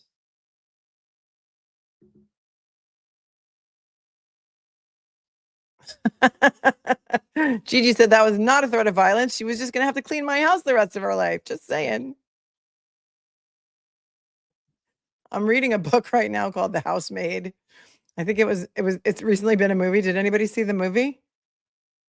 And it's very interesting. I'm like halfway through. No spoilers, please. It's good. I like it. Thanks, Gigi, for your 5. I'm just, trying to help a girl out is all.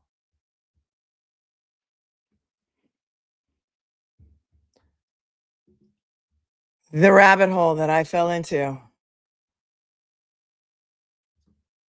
Have you, we'll do story time. We'll do story time for a moment. Let me just pull up all my exhibits first before we go there.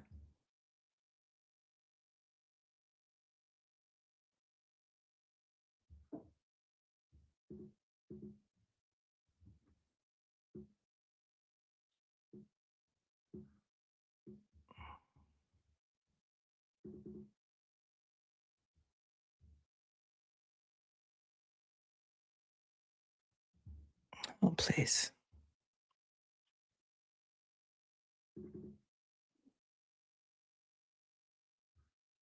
All right. Has anybody been following this story? It just broke 2 days ago.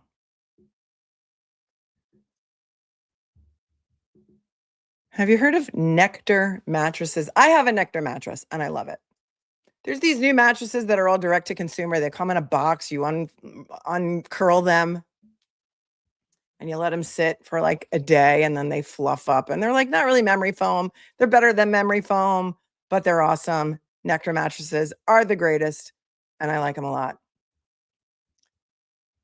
One of the co-founders of Nectar Mattresses, his name was CRAIG SCHMEIZER, 52 years old,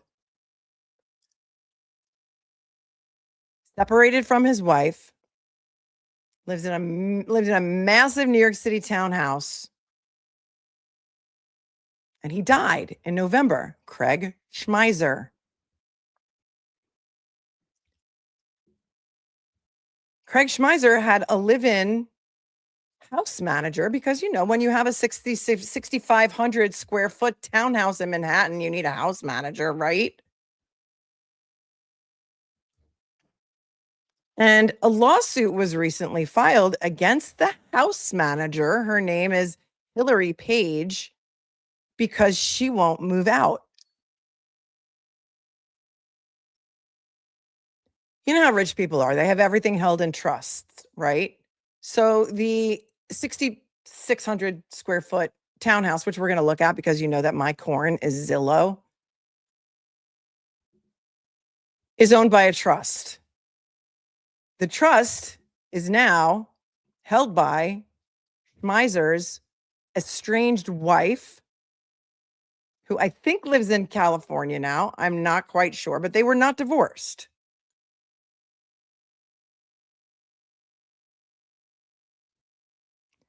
So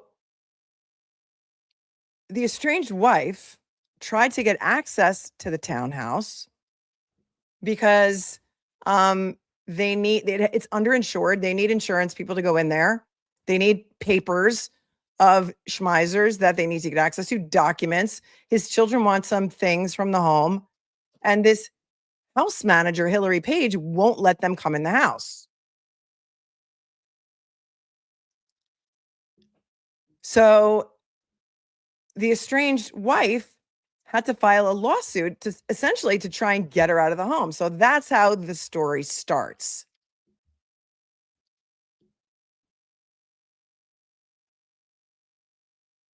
Apparently, according to the New York Post,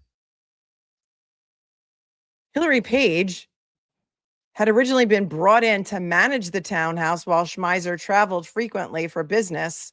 According to the family source, he needed somebody at the house to just manage the property, the day-to-day maintenance of the home. Page lived in one of the guest bedrooms, and sometimes she traveled with him, the source said.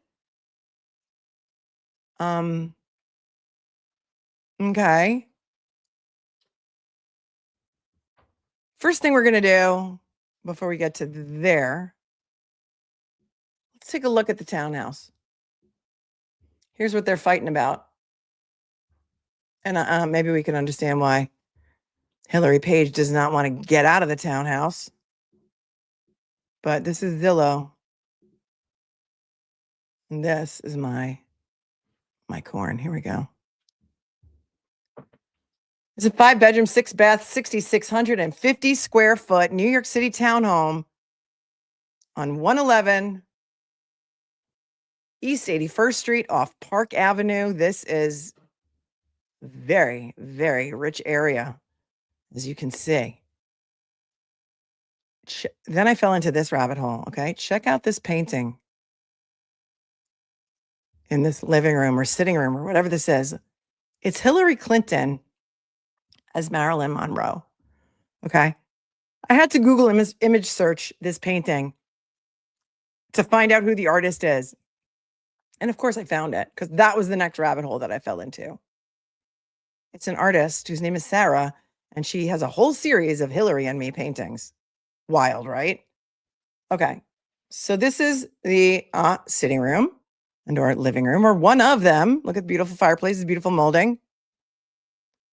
As we move on to the next photo of 39, I love, this is my favorite. I love this. Notice the staircase, okay? This is a 4-story townhome.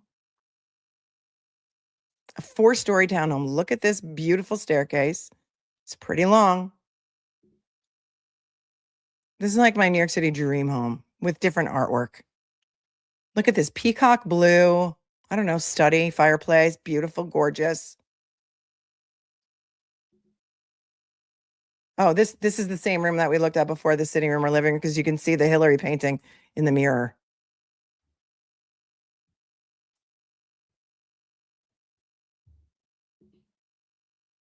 The hallway, parquet floors everywhere, enormous dining room with seating for 10 comfortably. You could easily fit at least 2 more chairs. Look at the outdoor space. The doors to the outdoors. Yep, this is in New York City. That's the first floor outdoor terrace. Gorgeous, right? But a little bit small of a galley kitchen, I would think, for such a big place with 6,600 square feet. But to each his own.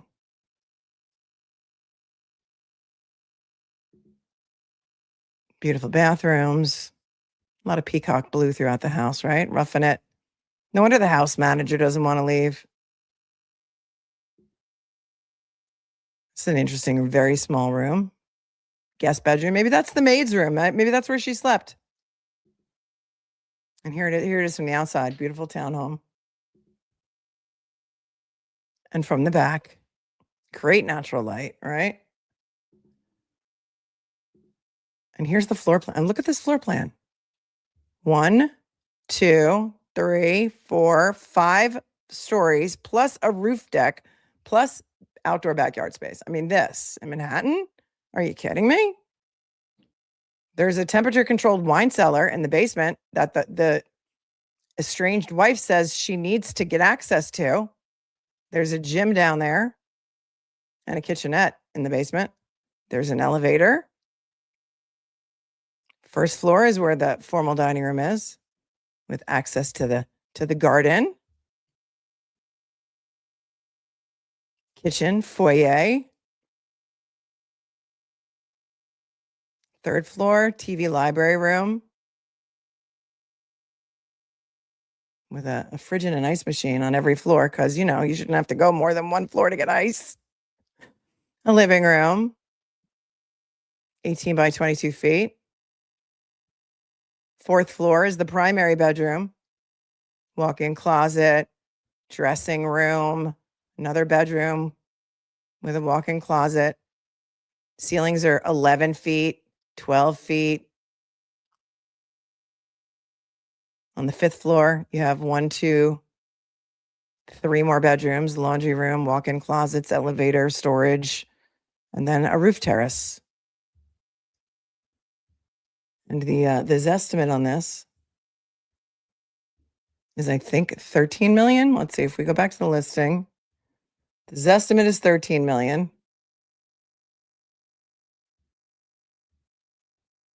Look at the taxes.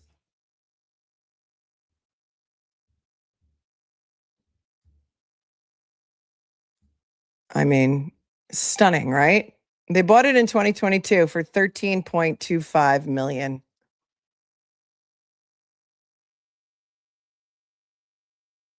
And you can see why the estranged wife needs to get in there. Ryan Serhant will be all over this property. It's huge. I do too. I just flip through Zillow on the daily to look at houses that I would never be able to afford.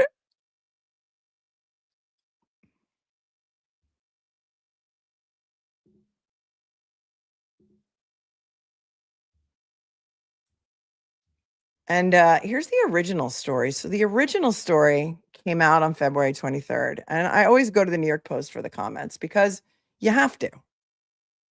Because the comments are everything. Everything is in the comments. Well, the house is not for sale right now. I just found the listing from when apparently they bought it. So I don't even know if that's his painting or if that painting belonged to the owner who sold it to them before. Wealthy widow sues dead husband's housekeeper who won't leave his $13 million New York City mansion. Well, this was published on February 23rd. And I want to point out to you, the original headline, when I first read that story, it didn't say she was the housekeeper. It said she was the long-term girlfriend. Okay. But they have since changed the headline to call her a housekeeper. I wonder why that is. Could it have something to do with eviction laws? Could it have something to do with the fact that if she was an employee, she doesn't have any rights to stay there, but if she was the girlfriend, maybe she does? Oh, please.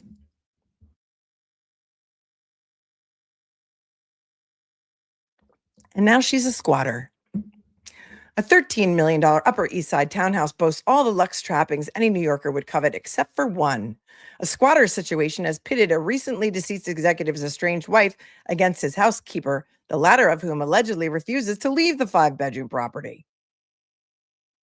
Indeed, the 4-story limestone residence at 111 East 81st Street, purchased March of 22 by mattress entrepreneur CRAIG SCHMEIZER, is now the subject of a high-stakes fight in Manhattan Supreme Court.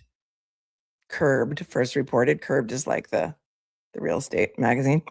SCHMEIZER died on November 20th, 2025 at 52, and the entity that owns the 6,650 square foot home, 111 NYC LLC, whose members are 2 family trusts, has sued his housekeeper, Hilarie Page. Not only does she allegedly remain in the property, but she's also blocking estate reps from going inside. Okay. Excellent question. How did he die? Well, here's Hilarie Page. Here's a photo of Hilarie Page. She's not been accused of anything except squatting. She's been accused of squatting. And you know, I like the papers, and I just realized I didn't transfer them. So I'm going to have to transfer them to this device from my laptop. So you're going to give me a minute, but here's Hilarie Page, the alleged squatter. There's the exterior of 111 East 81st, which we just took a look at moments ago.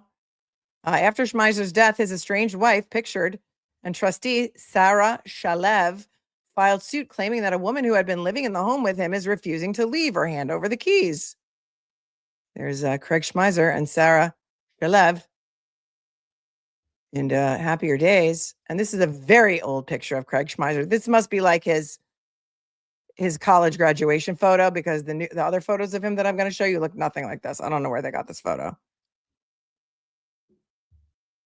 Oh, that was from Nectar, the mattress company that I told you he founded. There are also concerns about unpaid bills, lapse insurance inspections, and routine maintenance in the townhouse. Oh, yes. Oh, yes. Oh, yes. So I started thinking to myself, I said, how did CRAIG SCHMEIZER die?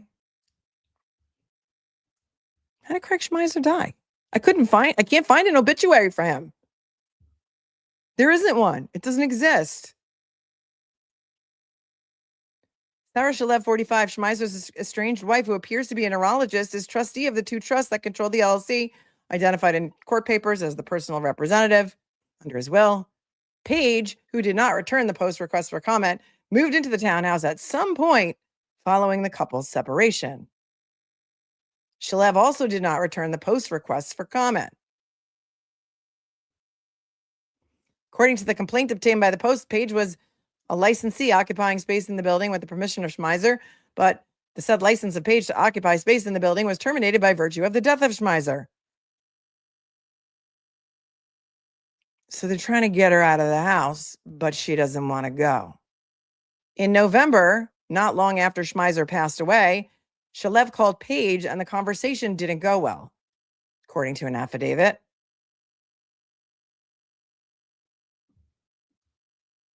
But instead of like reading what the Post says about the affidavit, let me get you the affidavit. I just have to get it onto this device. So, oh, please.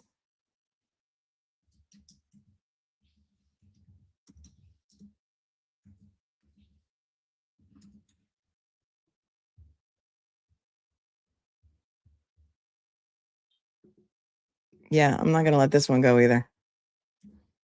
Squatters have more rights than owners of property. Like, it's insane. I remember during the lockdowns, people were squatting in Hampton's houses, and the people who owned them could not get them out, no matter how much money they owed or how long they were there. And it's almost like squatters have more rights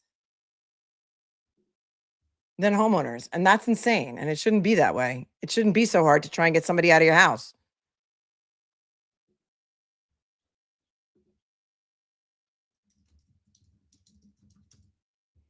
So we're going to take a look at Sarah's affidavit that she attached to her papers, so we can get a little bit more insight into what's going on with this Hilarie Page. And again, these are all public court records.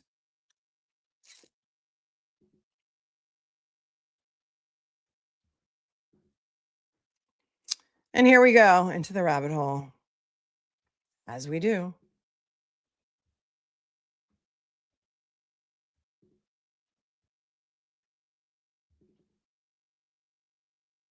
And this is the affidavit of the estranged wife, Sarah Shalev, and this is sworn to on the 16th day of February. So this is a relatively new story. And we're getting in right at the beginning, because of course we are.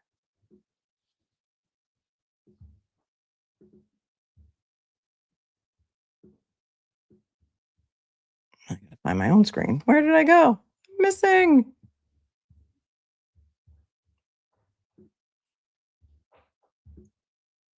Here we are.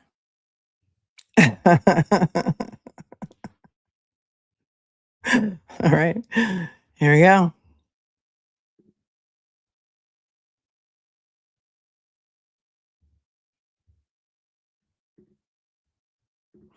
And I submit to you the affidavit of Sarah Shalev attached to the papers filed in Manhattan Supreme Court.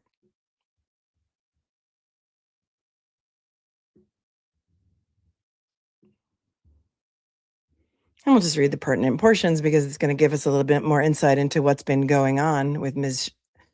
Page and what her reactions have been when this woman, who is the owner of the property, tried to get access to her own property. Title of the lawsuit is 111 NYC LLC versus Hilarie Page. Again, filed in Supreme Court, Manhattan. And this was sworn to in Westchester. For some reason, I don't know. They've been saying that Sarah Shalev is a neurologist, but I only found a neurologist who lives in California, and it looks like she signed this in Westchester, so she may be in Westchester. I don't know. Here's what she affirms, deposes, and says. I am the trustee of Schmeizer Trust 1 and Schmeizer Trust 2, the members of Plaintiff 111 NYC LLC 111 or plaintiff, and make this affirmation in support of the motion of plaintiff for an order pursuant to CPLR 6301. A, requiring and compelling defendant to give plaintiff, its representatives, insurance company representatives, inspection companies, real estate professionals, and others unfettered and ongoing access to the building known as and located at 111 East 81st Street, New York, New York, and to furnish plaintiff with all keys required for entry into the building and any portions thereof. B, enjoining and prohibiting defendant from removing, moving, altering, selling, transferring, or in any other way or manner interfering with property, documents, records, correspondence, mail, and other matter contained in the building, and granting such other relief as may be just and proper. Plaintiff 111 NYC LLC is the owner of the building known as and located at 111 East 81st Street, New York, New York, as reflected by the certified copy of the deed for the building attached as Exhibit A. The building is a single-family residence with 4 floors for dwelling. Well, yeah, I guess the basement, the 5th floor was the wine cellar with the really expensive wine in it and the gym. And then they had the 5th floor was like, then there was also a roof deck. So there's really, 5 plus a roof deck. 111 is a LLC, the members of which are Schmeizer Family Trust 1 and Schmeizer Family Trust 2, collectively the trusts. I am presently trustee of both trusts. Pursuant to the terms and provisions of the trust, CRAIG SCHMEIZER was permitted and entitled to use and occupy the building at his residence, and he in fact resided in the building for a considerable period of time until passing away on November 20th of 2025. Schmeizer was my husband. We were separated, and after the separation, I no longer resided in the building. At some point prior to his death, Schmeizer permitted the defendant, Hilarie Page, Hilarie Page, to reside in the building and occupy a portion thereof. At the time of Schmeizer's death, Page was still living in the building and has since continued to do so to date. Prior to his passing, Page was a licensee occupying space in the building with the permission of Schmeizer.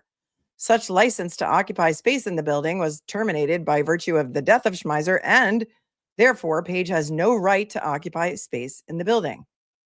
However, not only has Page refused to leave the building, but I have been locked out of the building, and Page refuses to allow me to enter the building.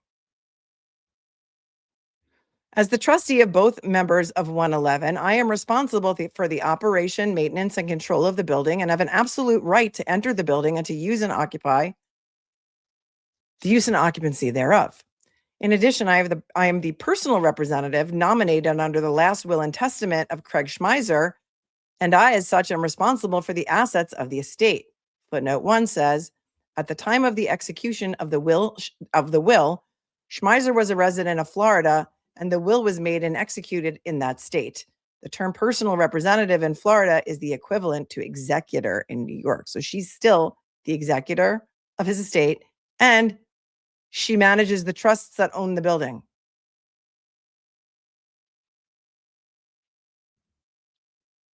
Since the death of Schmeizer, my representatives and I have attempted to gain access to the building, but Page has refused to allow anyone to enter the building and will not provide a key to the entrance door of the building. Numerous attempts were made to communicate with Page and gain access to the building, including but not limited to A, on November 20th, 2025, that was the date of his death, I called and spoke with Page after Schmeizer's passing, at which time she was extremely hostile, told me she was not going to leave the house because Craig was dead, and it was clear that I would not be allowed into the building. There's a misspelling of his name right there. I called and texted Page on December 23rd, 2025 with no answer or response. Michael Landsman, Esquire, made multiple calls and sent multiple emails to Page during December 2025 and possibly January 2026. On several occasions during December and January, I spoke with people on the block and asked if they could tell if anyone was living in the building. Responses were uniform that no one had been seen coming from or going into the building, which was always dark. Based on the hostility of Page during our phone conversation and the fact that I had learned that she had been arrested for assaulting Schmeizer, so that's a new wrinkle, is that this estranged wife found out that Hilarie Page was arrested for assaulting Schmeizer prior to his death. And it's Schmeizer. Why do they keep spelling his name wrong? His name is Schmeizer. Here it says Schmeitzer, and here it says Schmeizer. It's Schmeizer.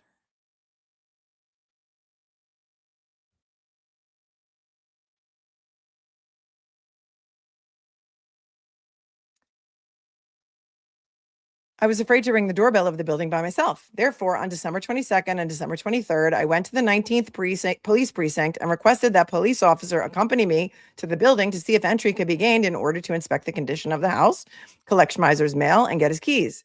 In each instance, I was told that there was not enough staff to assist me. And on the latter date, it was suggested I go to the building and call 911. So the precinct, the 19th police precinct, New York City, said, we don't have enough staff to go with you there. Go there, call 911. She says I did. I waited for hours and then I called again, but nobody arrived, so I left. From December 22nd through January 6th, friends who live on the block monitored the building on a daily basis and advised me that they saw no sign of anyone being in the building and that there were no footprints in the snow outside the front door to the building when it had snowed. Daniel Schneider, Esquire, sent a letter to Page by email and certified mail on December 29th, 2025, requesting access and keys, to which there was no response.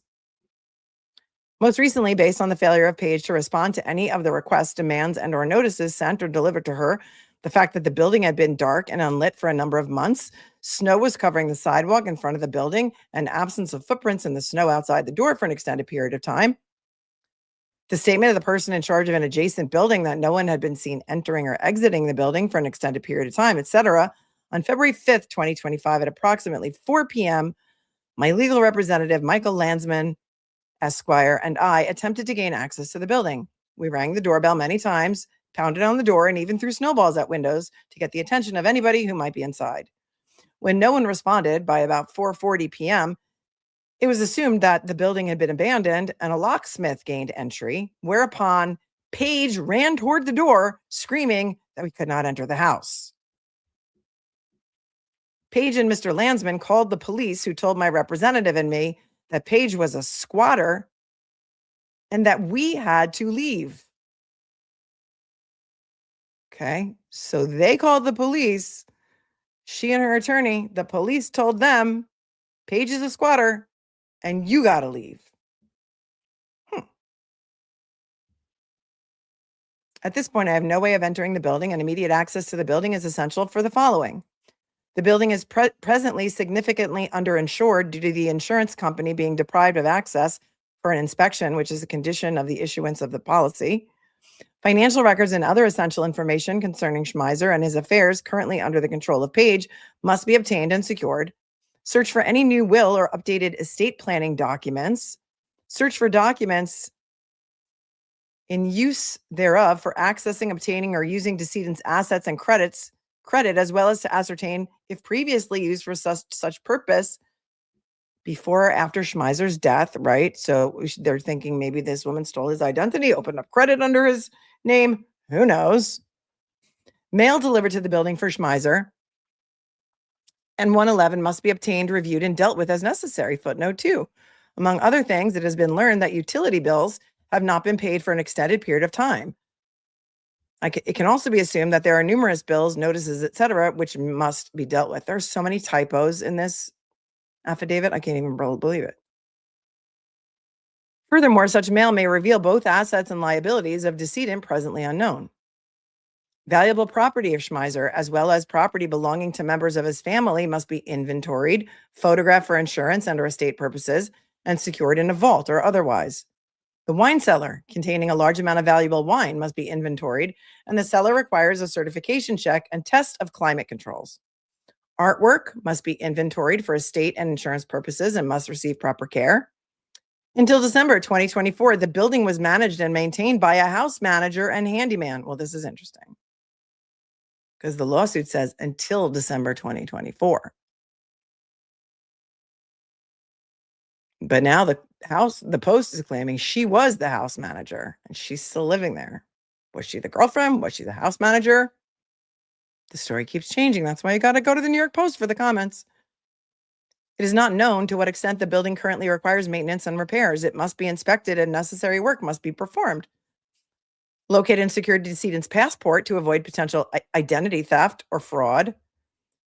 Decedent's 3 children, father and wife, must be allowed to retrieve their personal property and belongings. In addition, decedent's children have been requesting small sentimental items belonging to the father, photographs and gifts received from their father.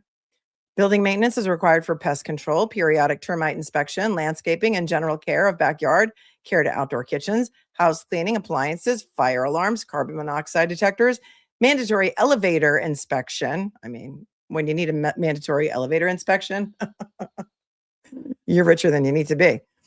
Well, I mean, it's all relative, right? AV system, HVAC system, security system, roof and gutter inspections, maintenance, general repairs, etc. The building does not generate any income from which to pay the costs associated with the ownership and maintenance thereof, such as, without limitation, mortgage payments, real estate taxes, insurance premiums, building maintenance and repairs, etc. For this reason, the building must be sold, which requires real estate professionals having access to show the property and take other action as may be required for a sale. While defendant has been served with a 10-day notice to quit, I see you guys talking about it in the chat. She was served with a 10-day notice to quit, requiring her to vacate the building based upon the termination of any right to occupy the same after the death of Schmeizer. A proceeding will obviously have to be commenced against defendant to remove her from possession of the building, and it can undoubtedly be expected that it will take an extended period of time before the court grants a judgment for such removal. Meanwhile, defendant has commandeered the entire building and prevents the plaintiff from having any access thereto. It is for this reason that plaintiff has asserted a cause of action in the complaint. Herein, Exhibit C, for a mandatory injunction against the defendant, requiring and compelling defendant to give plaintiff, its representatives, insurance company representatives, inspection companies, real estate professionals, and others unfettered access and ongoing access to the building to accomplish the purposes set forth above, including furnishing plaintiff with all keys required for entry into the building and any portions thereof. Furthermore, the building contains a great deal of valuable property belonging to 111, the decedent, members of the decedent's family, as well as records and documents with respect to the decedent's affairs, and 111 matters, collectively the property.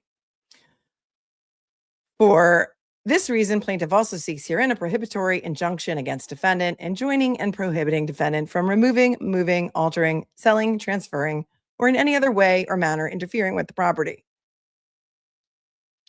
In that A, access to the building for the stated purposes is required immediately and cannot await the conclusion of the action, and the defendant has complete control over the contents of the building, it is imperative that plaintiff be granted a preliminary injunction, preliminary mandatory injunction, and prohibitory injunction for access and preservation of the property, respectively. Furthermore, in view of the urgency with respect to the foregoing, it is requested that the court grant a temporary restraining order encompassing the said mandatory and prohibitory injunction pending the hearing and determination of this motion. XOXO. Sarah Shalev, she's the estranged wife of Nectar Mattress founder CRAIG SCHMEIZER. And what did we learn? Well, we didn't just learn it because the New York Post learned it too. Allegedly,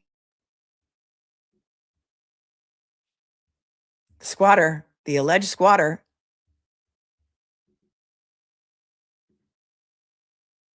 was arrested for assaulting CRAIG SCHMEIZER prior to his death. Well, that's new information, but the New York Post did their due diligence. And now the family is asking for a reinvestigation into Schmeizer's death within the 24 hours. Okay? There we go. I have so many questions. So many questions.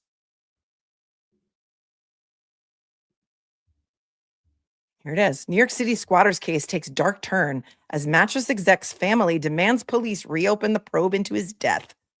As Post reveals housekeeper's prior arrest. Well, was she a housekeeper? Was she a house manager? Was she the live-in girlfriend? This was just published last night, which is when I fell into the rabbit hole for the second time.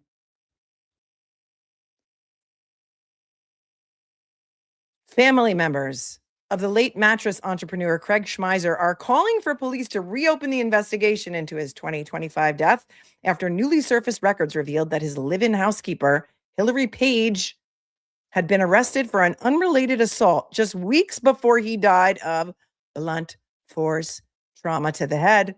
The Post has learned. Yep, exactly, Karen. Blunt force trauma Manner of death undetermined, but you're spoiling it. You must have read this already, right?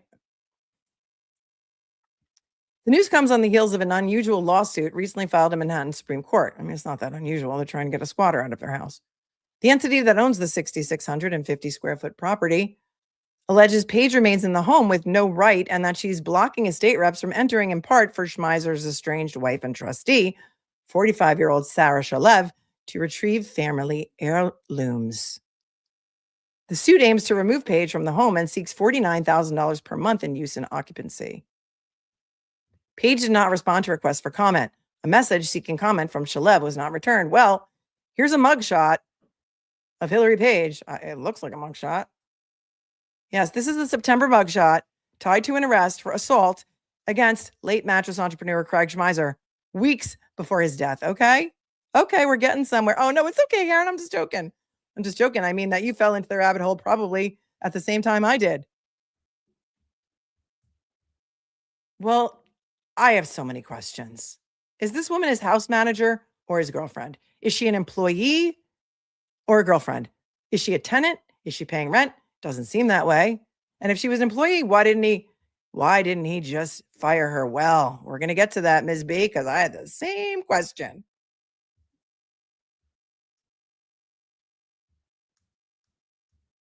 Here's a picture of CRAIG SCHMEIZER after he was assaulted by Hilarie Page with blood running down the front of his shirt. I'm just going to give you a quick peek of that because YouTube doesn't like this kind of stuff. But as you can see, he looks far different than whatever picture we saw before. That was his Nectar Mattress picture. Okay? CRAIG SCHMEIZER is seen covered in blood after the alleged assault.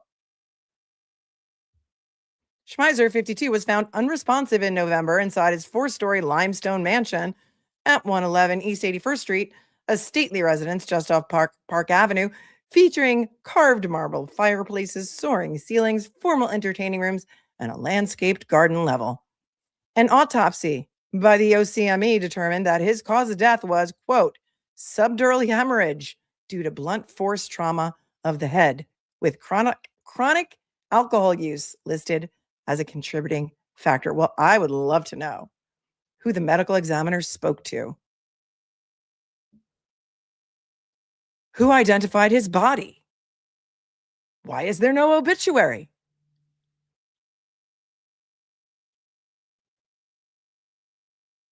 Who called it in? Who made the 911 call? The manner of death, however, was ruled undetermined. Yeah, they're going to blame this on Karen Reed too? Yep. Blunt force trauma to the head. Undetermined. Well done, Gigi. Well done. Despite the shocking finding, the NYPD has said the case is closed. There was no criminality, a department spokesperson told the Post. And here again, here's the old picture from back when he founded the Nectar Mattress Company. Family members of late mattress entrepreneur CRAIG SCHMEIZER are urging authorities to reopen the investigation into his November 2025 death after records revealed that his live-in house manager, Hilarie Page, was separately arrested for assault at his $13.2 million Upper East Side townhouse just weeks before he died from blunt force trauma to the head. Hello? I need some Cardi B emojis in the chat. Hello? Hello? But relatives say the case should not be considered settled. Well, here's my question. When did they decide this? Just like yesterday when the story broke in the New York Post? It seems like he wasn't very close with his relatives. Quote, we still do not know how he sustained the blunt force trauma to the head, a family source told the Post. Given what we've witnessed directly of Hilarie and her actions and her volatile behavior, I even spoke with the detective and argued strongly that I do not believe it was an accident. This is just a family source. Records show that Page, 66, hired about a year before SCHMEIZER's death to serve as his live-in house manager. This is like the Proctor problem. This is like Proctor was the lead investigator, then he was a case manager, now he's a former disgraced trooper Proctor. This woman, Hilarie Page, has morphed from the first article which I read that said she was the live-in girlfriend to housekeeper to house manager.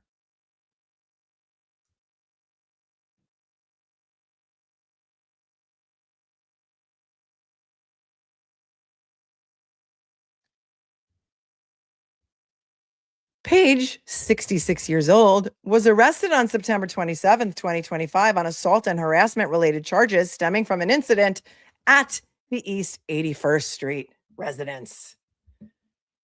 It left Schmeizer injured, with an image provided to the Post showing blood dripping from around his left ear and staining his white dress shirt. Schmeizer did not press charges. So she was arrested and then he dropped it. That was his nature, the source said, adding that he liked to give people chances, despite several of us advising him that we felt otherwise about her and her intentions. Okay, so they knew about it when he was assaulted.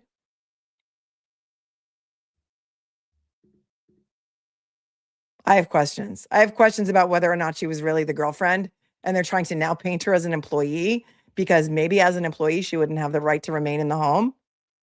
So she put squatter on her resume. Well done, Mitchell. Well done. No, he didn't die later from that assault. He died. So the assault was September 27th. He died on November, I think it was November 20th. I want to see the police reports for that. And again, here's the picture of his, he's 52, it says, and she's 66.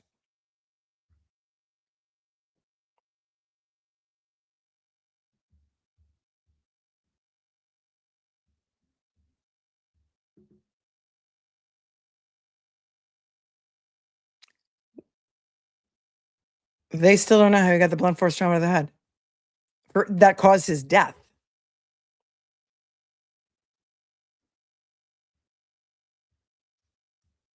Relatives also recount heated confrontations when they attempted to access the property. Well, we just read about those.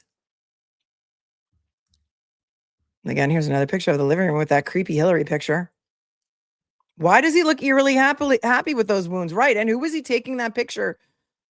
He took that selfie of himself to send to who? So weird. It's the dining room.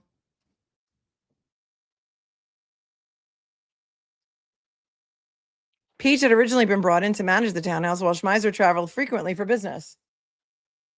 According to the family source, he needed somebody at the house just to manage the day-to-day maintenance of the home. Page lived in one of the guest bedrooms and sometimes traveled with him. The source said, why would his house manager be traveling with him? Anyone? Bueller?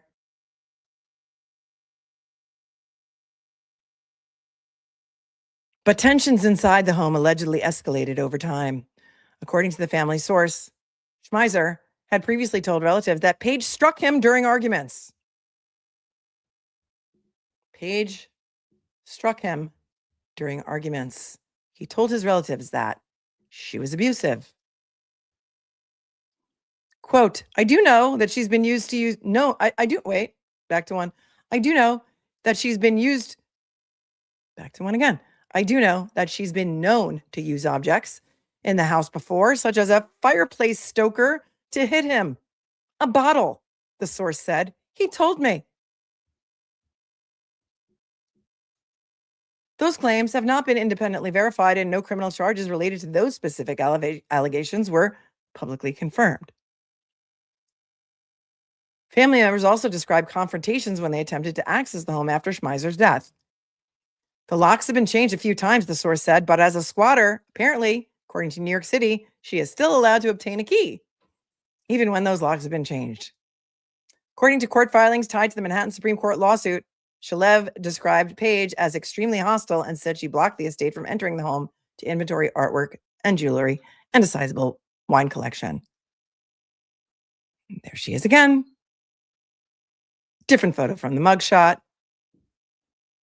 A family source alleges Page had a volatile temperament, had previously struck Schmeizer with household objects, was present in the home the day he died, and had resisted efforts to leave the property, which is now the subject of a lawsuit by the estate seeking her removal. Well, listen, innocent until proven guilty and all, but if she did do it, why would she stay there?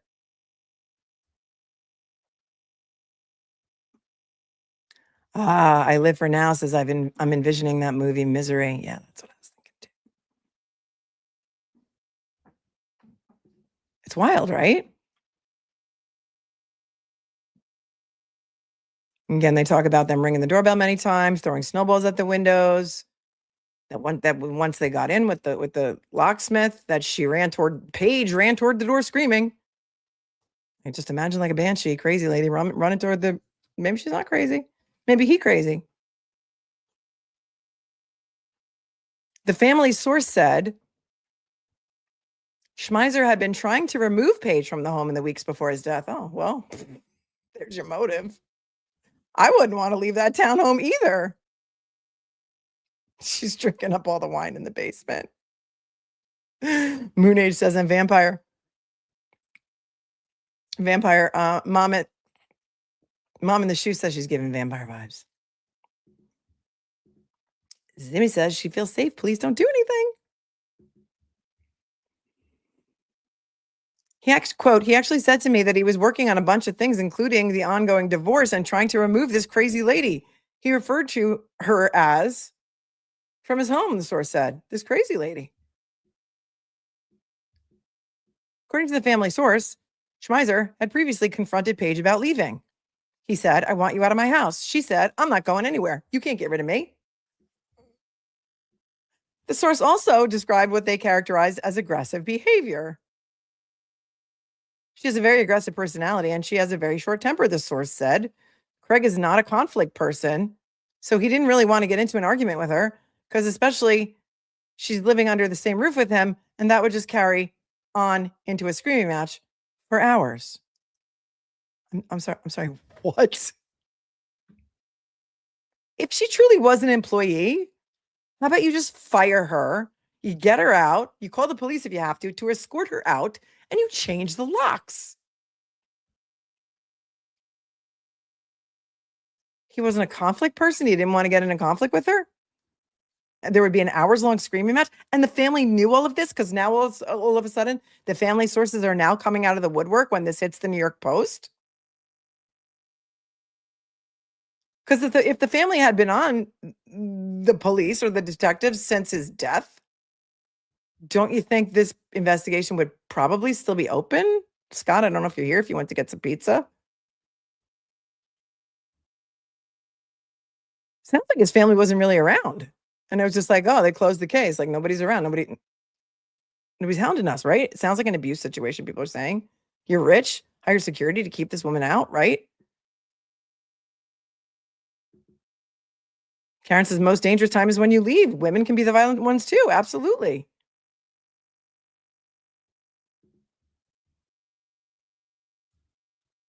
Again, that is Schmeizer and his estranged wife, Sarah. Relatives further allege that Page was inside the East 81st Street townhouse the day that Schmeizer died and say they remain troubled by the blunt force trauma determination. Again, who identified his body? I have so many questions. Quote, even a fall down the stairs onto parquet flooring would not cause that level of head trauma, right? The source said. The blunt force trauma is what really sticks out to me. Yeah, especially if she had a habit of hitting him with things like a fireplace poker and a bottle over the head maybe one time. Still, police have maintained there is no criminal aspect to the case. I was extremely disappointed when I spoke to the detective and he told me that they had closed the investigation, the source said. I don't understand how that can be the case. Well, I don't understand how the family is just all of a sudden thinking that there's something sus that happened. 3 months later, it's been 90 days. The source added that relatives are now discussing potential next steps. I am talking with some other family members and we are trying to reopen it. Police reports, please. I have so many questions. How can they rule that out? Yeah, I mean, did they just quickly close it based on what? The housekeeper, the house manager, the case investigator, the lead investigator's statement, the girlfriend. It's so weird, right? But what you need to do is you need to go to the comments because these people are going to figure it out. If nothing else, the commenters are going to figure it out. TP commenting. Is it just me or does this situation seem insane? Only in New York can a person die under mysterious circumstances and his wife and the executors of his estate can't gain entry into the home because the hired help won't let them in. I don't recall ever hearing of such a situation. Terry says there's always a propensity for detectives to want to close cases. Why? Because that means they don't have to work it anymore. Closed case is just as good as a solved case, but so much less work. Well, I'm going to disagree with that comment because not all cops are bad. We back the blue 100% here, unless they're crooked or corrupt or incompetent. JEC says she's probably cleaning out the house of all the valuables. She's had plenty of time. You have to wonder about the investigation into this. You have a picture of the man bleeding from her hitting him with a blunt item. Then a few weeks later, he dies from blunt force trauma. I mean, Mr. Magoo could figure it out. You have to wonder. I know it sounds gross, but stranger things have happened if he had a sexual relationship with her. They say he was drunk a lot because why would a housekeeper get away with hitting her employer and remain in the house? The whole thing sounds shady. Right. And here it is again. CB says the Post reporting this morning described her as his girlfriend and never mentioned her as the housekeeper. I'm very confused. Was the story this morning completely wrong? Or was she both the girlfriend and the housekeeper? Or third option, my option, are they now painting her as an employee because she wouldn't have the same rights that perhaps a live-in girlfriend would have had with regard to possession of the property?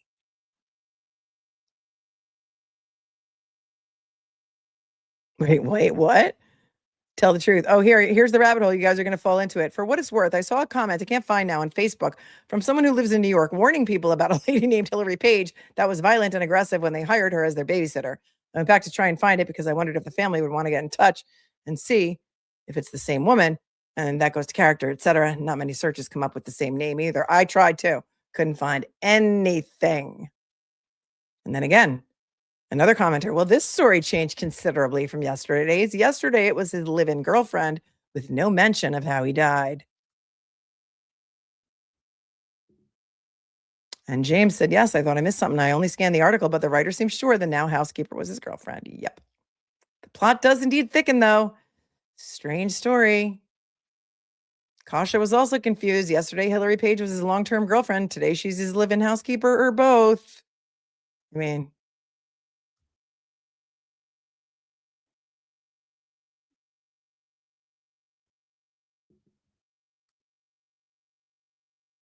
story doesn't add up. That's what everyone's saying.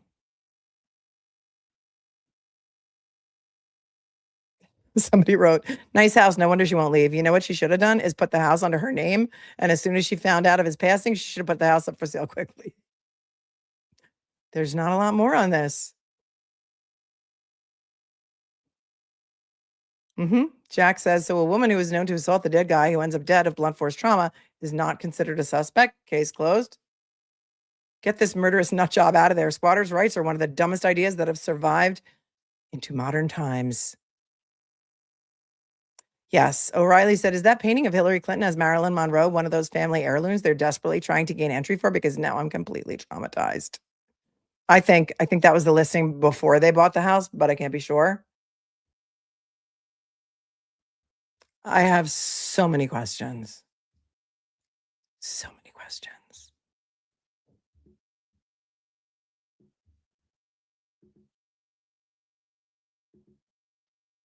There are many more court papers that we're not going to look at today, but I just thought you might find that as interesting as I found it. And you too might fall into the rabbit hole of Hilarie Page. She's not considered a suspect and she's not been charged with anything, so don't go crazy. But if anyone can solve a mystery, you guys can.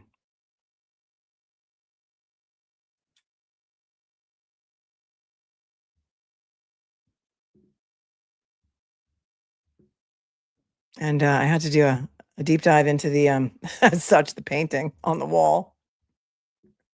And so, of course, I found it.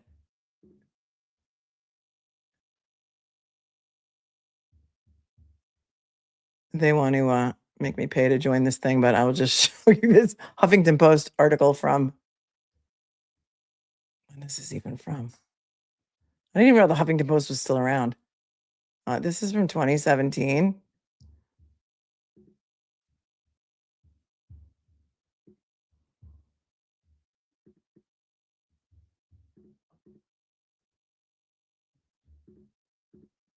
Why artist Sarah Ferguson painted Hillary Clinton nude as Marilyn Monroe.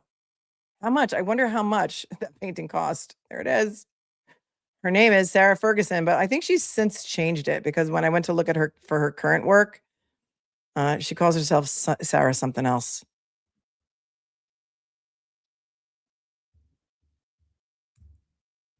And so that seems to be an original by previously known as Sarah Ferguson. Sarah Ferguson is also Princess's name, right? She has a whole entire series called Hilarie and I. And there's an interview with this artist in the Huffington Post and some of her other works. Seen here with former President Bill Clinton and others. I mean, I don't know. People have interesting taste in artwork. That's all I could say. It reminds me of the painting of Bill Clinton in the dress. That was at Epstein's house. Ex-Prince Andrew's ex-wife, Sarah Ferguson. Exactly. I sat next to her in a restaurant once in Manhattan. No joke. And it was many, many years ago. It had to be like 20 years ago. And I was sitting in a banquette at a restaurant called Daniel in Manhattan, which is one of my favorites, Daniel Boulou. And part of where I was sitting, it was a banquette. And I was on the banquette side. So the table next to me was also a banquette. And guess who sat right next to me? Princess Sarah Ferguson. And boy, was she gorgeous. I tried not to stare. I didn't even make small talk, but it was interesting. So if you care to do a deep dive into the artist, her name is Sarah Ferguson. She's got a whole series on Hillary Clinton.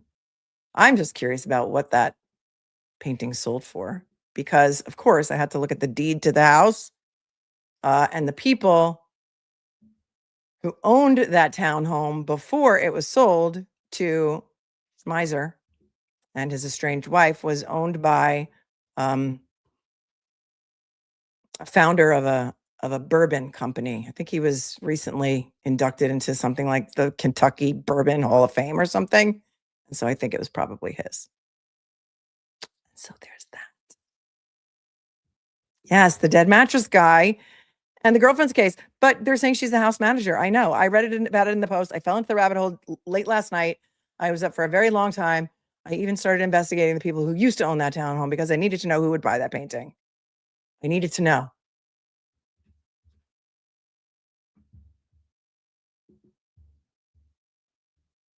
What do you think? Thoughts?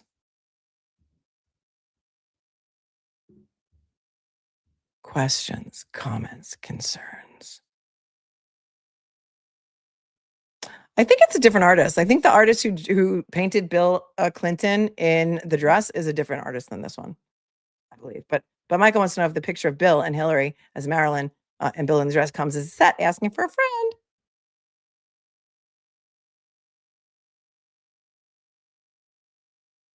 Yes, Jersey. I started this. I have always been obsessed with JFK Jr. and Carolyn Bessette. And I remember exactly where I was when that plane crashed. I will never forget that. And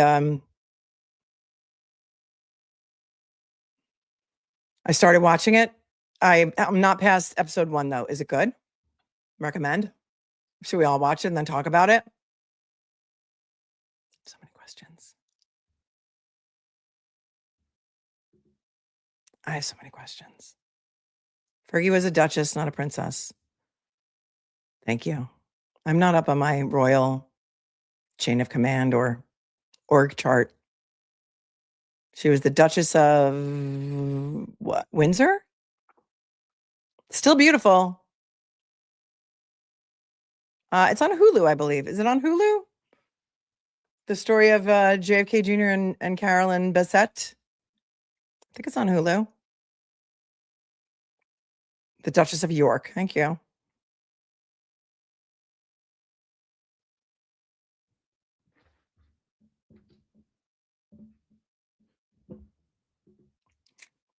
Finley says, I'd love for you to look at a local case in West Virginia. Bailey Bauer killed by a drunk driver and she got off with 6 months home confinement and less than 2 years rehab. Wait, Bailey was killed by a drunk driver, or Bailey was the one who was drunk driving? Thank you, Finley. When I have the opportunity, I will take a look. Other news of note. Do you guys watch Shark Tank? I'm a big Shark Tank fan. Shark Tank is on at night, like all night. It's like a Shark Tank marathon every night. I've been watching Shark Tank with my kids for like 100 years. And I've always been a fan of the Shark Tank. And I do remember this episode. All right, so this episode was a guy and his mom who pitched the Squatty Potty. Do you guys not remember that?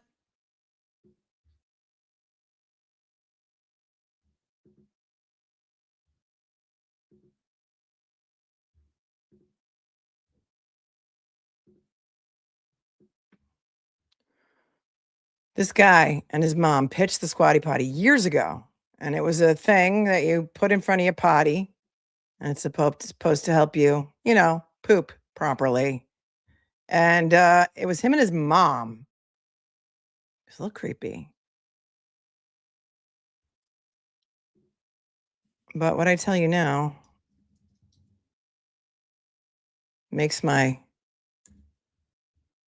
reinforces my instincts on this guy. Just a little bit. But I can tell you, I find the FBI announcement.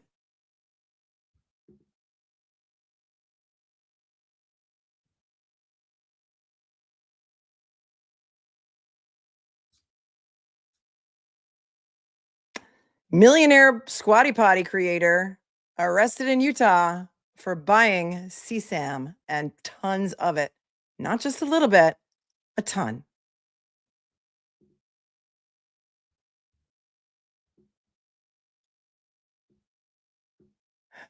I don't know that the Squatty Potty has anything to do with this necessarily, but I just remember when I saw him on that show, I thought he was a little bit odd. And he sold it for something like $30 million. Alyssa told me. She just checked, and this guy Edwards, sold Squatty Potty for $30 million in 2021. Well, let's take a look, shall we, at the U.S. Attorney's Office, District of Utah, press release from Monday, February 23rd, in which his charges were announced. Because you just can't make it up.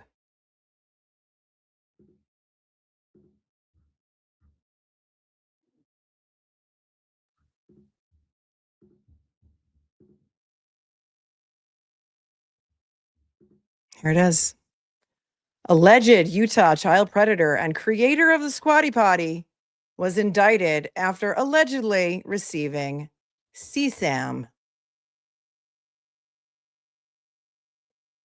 out of St. George, Utah, which is coincidentally, isn't that where Jody Hildebrandt lived with Ruby Franke?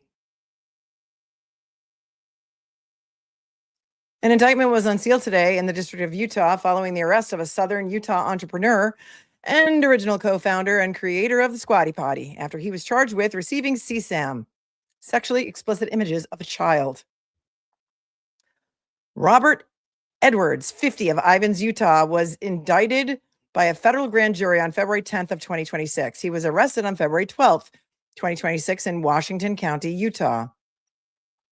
During his initial appearance on the indictment, he pleaded not guilty and was remanded to the U.S. Marshal Service by U.S. Magistrate Judge Paul Kohler in St. George.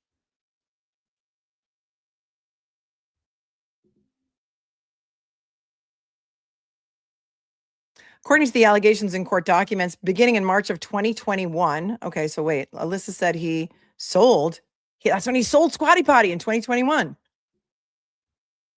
for $30 million. Beginning in 2021, March, and continuing through November 2025, in the District of Utah and elsewhere, Edwards knowingly received multiple images of CSAM. In March of 2021, an undercover FBI agent assumed the identity of an online profile account and joined a group chat used to trade CSAM material. The online meeting room was viewing a collection of CSAM videos which were being streamed on the main screen. Participants in the meeting were visible, including one later identified as Edwards. I think his mom called him Robbie on the show, if I recall correctly. As alleged in court documents, the investigation continued, and in May 2025, FBI agents learned that Edwards was suspected of purchasing additional CSAM material via his PayPal account, which flagged 4 transactions involving Edwards' account as possibly related to CSAM. Do people think that just because they're so rich, they're never going to get caught? Just because you're so rich, you just sold your company for $31 million, and so you think you can get on PayPal, buy all the horrific federal felony material that you want, and you're just never going to get caught when there's freaking PayPal transactions? On November 4th, 2025, law enforcement executed a search warrant on Edwards' person and residence. Agents seized a cell phone from his vehicle, which contained multiple videos and images of child sexual abuse material, some of which downloaded onto the cell phone just 2 weeks before the search warrant was executed. At Edwards' residence, law enforcement seized additional devices and found additional CSAM. Edwards is charged with receipt of child pee, or corn. His detention hearing is scheduled for March 2nd, 2026 at 10 a.m. in courtroom 2B at the courthouse located at 206 West Tabernacle Street in St. George, Utah. If anybody wants to go, see the inventor of Squatty Potty at his detention hearing, and you live in the St. George, Utah area, it's open to the public. It will not be televised because it's federal. U.S. Attorney Melissa Holyoke of the District of Utah made the announcement. The case is being investigated by the FBI Salt Lake City Field Office, St. George Resident Agency. Assistant U.S. Attorney Christopher Burton of the U.S. Attorney's Office for the District of Utah is prosecuting the case. The case was brought as part of Project Safe Childhood. Well, it's not so safe in St. George because that's where the Frankie children were brutally abused in the basement of Jody Hildebrandt. Project Safe Childhood, a nationwide initiative to combat the growing epidemic of CSAM, launched in May 2006. It's 20 years old. Okay. Led by U.S. Attorney's offices and CEOs, Project Safe Childhood marshals federal, state, and local resources to better locate, apprehend, and prosecute individuals who exploit children via the internet, as well as to identify and rescue victims. For more information about Project Safe Childhood, please visit justice.gov/PSC. An indictment is merely an allegation, and all defendants are presumed innocent until proven guilty beyond a reasonable doubt in a court of law.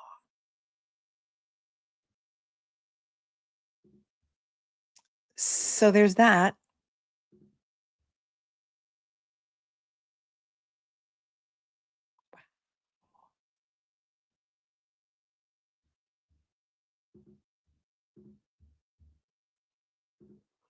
Well, this was a show chock full of information today, wasn't it?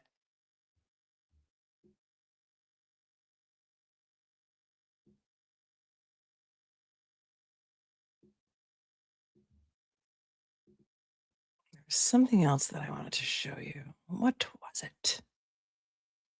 Oh, thanks, Gigi, for buying me 5 Latte Mates. I'm so glad you're back, too.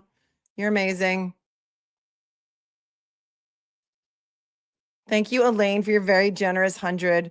She says, I'm here covered up. Please acknowledge our Olympic golds with an emphasis on Alyssa Liu. I love her outlook. Not competition. It's just a display of art. I know. I love her too, but I don't think I can play for you any of the Olympic footage. They will totally strike me. But I will say, I love her spirit. I love her energy. I love her striped hair. I think she's a pistol. The fact that she can't, she's got a piercing. She's got like a piercing inside of her mouth. And she's an original. And I loved her performances. I loved watching her. She had great energy. And I do have some photos of the men's hockey team because they did a tribute to Johnny Gaudreau, and they brought his children on the ice. And I took pictures of my own screen so I can show these because these are my own pictures, but I had to block out the Olympic logo. Thank you, Elaine.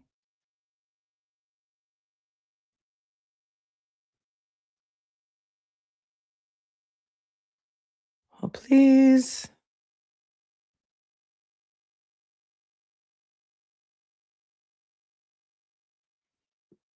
Here's the, thanks, Alyssa, for looking that up for me. For all of us.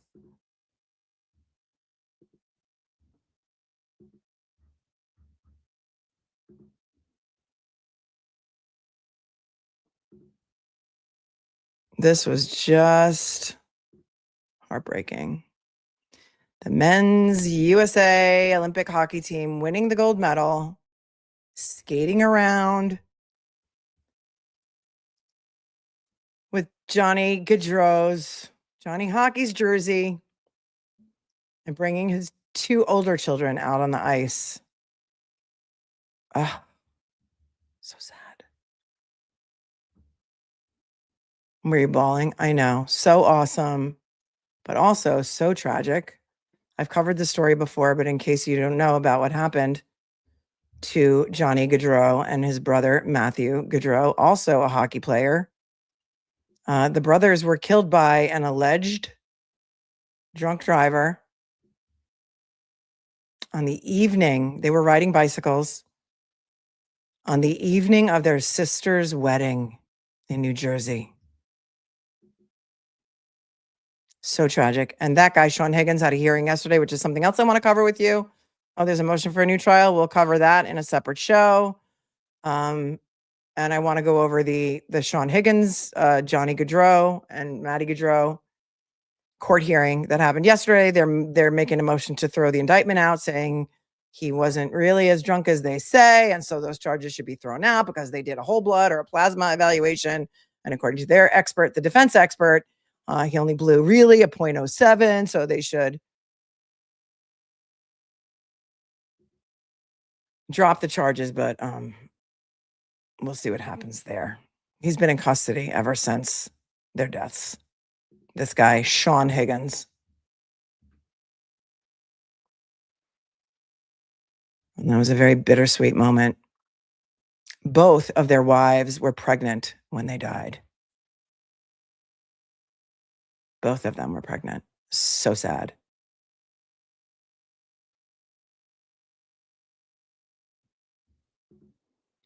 Candace said, yes, that part was so terrible, but what they did for him on the ice was so amazing and touching. I agree. Wise Old Owl says, I'm loving the story sharing. I have to say there are some messed up things going on here. Very much appreciated for bringing many of these stories to light. Thank you. Thank you. Laura says he hit and killed 2 people riding their bikes, drunk or not. Yeah, and he went on the shoulder to pass 2 other cars. And because he was in such a hurry. He tried to get the case thrown out saying that both the brothers were drunk at the same time, but were drunk too. So therefore, dismiss my case. But the judge in New Jersey wasn't buying that one. It's not buying that one at all. Not at all.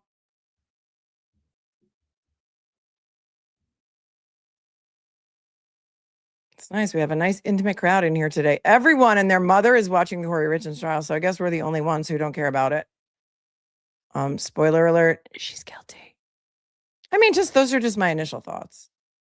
So I like to cover trials that have a little more nuance to them and a little more, potential for somebody actually being found not guilty by reason of insanity or stand your ground or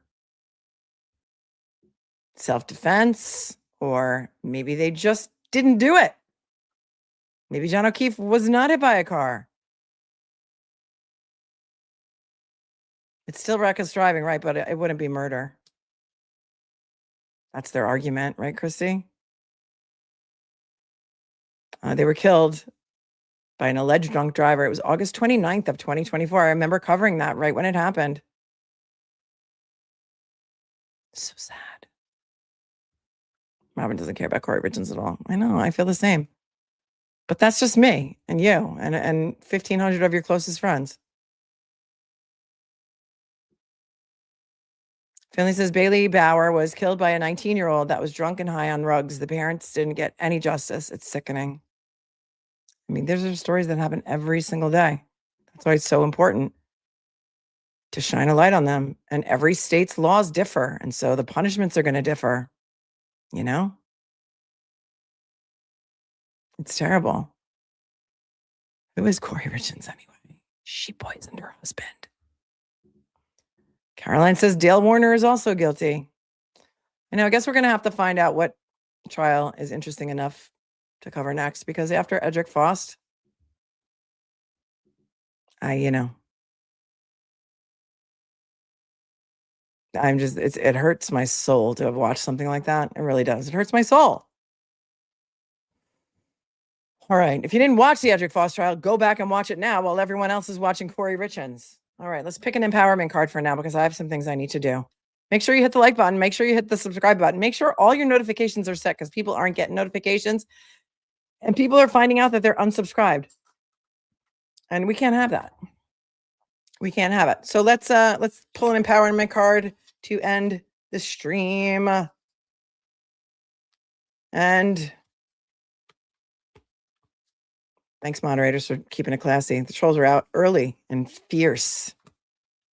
Your potential is endless, my friends. Here it is. Today's empowerment card. Your potential is endless. And look what you did for Edric Faust. You kept his spirits up. You guys are amazing. Amazing.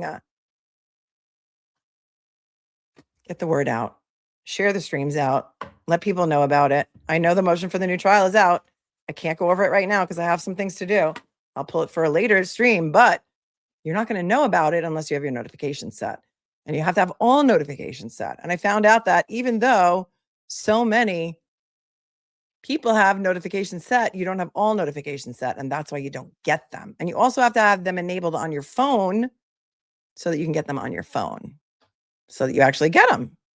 So if you have an iPhone, you got to have notifications enabled. Kelly says, I met a Norfolk County reporter in St. Kitts and told her this: we stand with John O'Keefe and we believe that Karen Reed is innocent. Those truths can coexist. Yeah, agreed. I agree. Thanks, Tracy, for becoming a member. And thank you, Shelby, who says, good afternoon with you, Melanie, and the entire Cupcake crew. All right, we have some more stuff to catch up on. Same, Mama Shea. I'm watching Kathy at Gossip Rumor and Innuendo in the morning, doing a funny recap of what happened on Corey Richards, and she's so funny, and I love her so much. So go, if you don't know who Gossip Rumor and Innuendo is, go on over to her channel, sub up, tell her I sent you, and she's got humorous little anecdotes of what goes on in the trial every morning. I think she's doing it every morning, right? Thanks, Tracy, for becoming a member. All right, my friends, it was so much fun hanging out with you today. Remember, your potential is endless. Number one, the greatest wisdom in a man is to refrain from injuring another when he has the power to do so, and also learn all there is to learn, and then choose your own path. Stay cool, stay kind, stay classy. Above all, stay safe. It's a jungle out there, you guys. Peace. I'll see you real soon.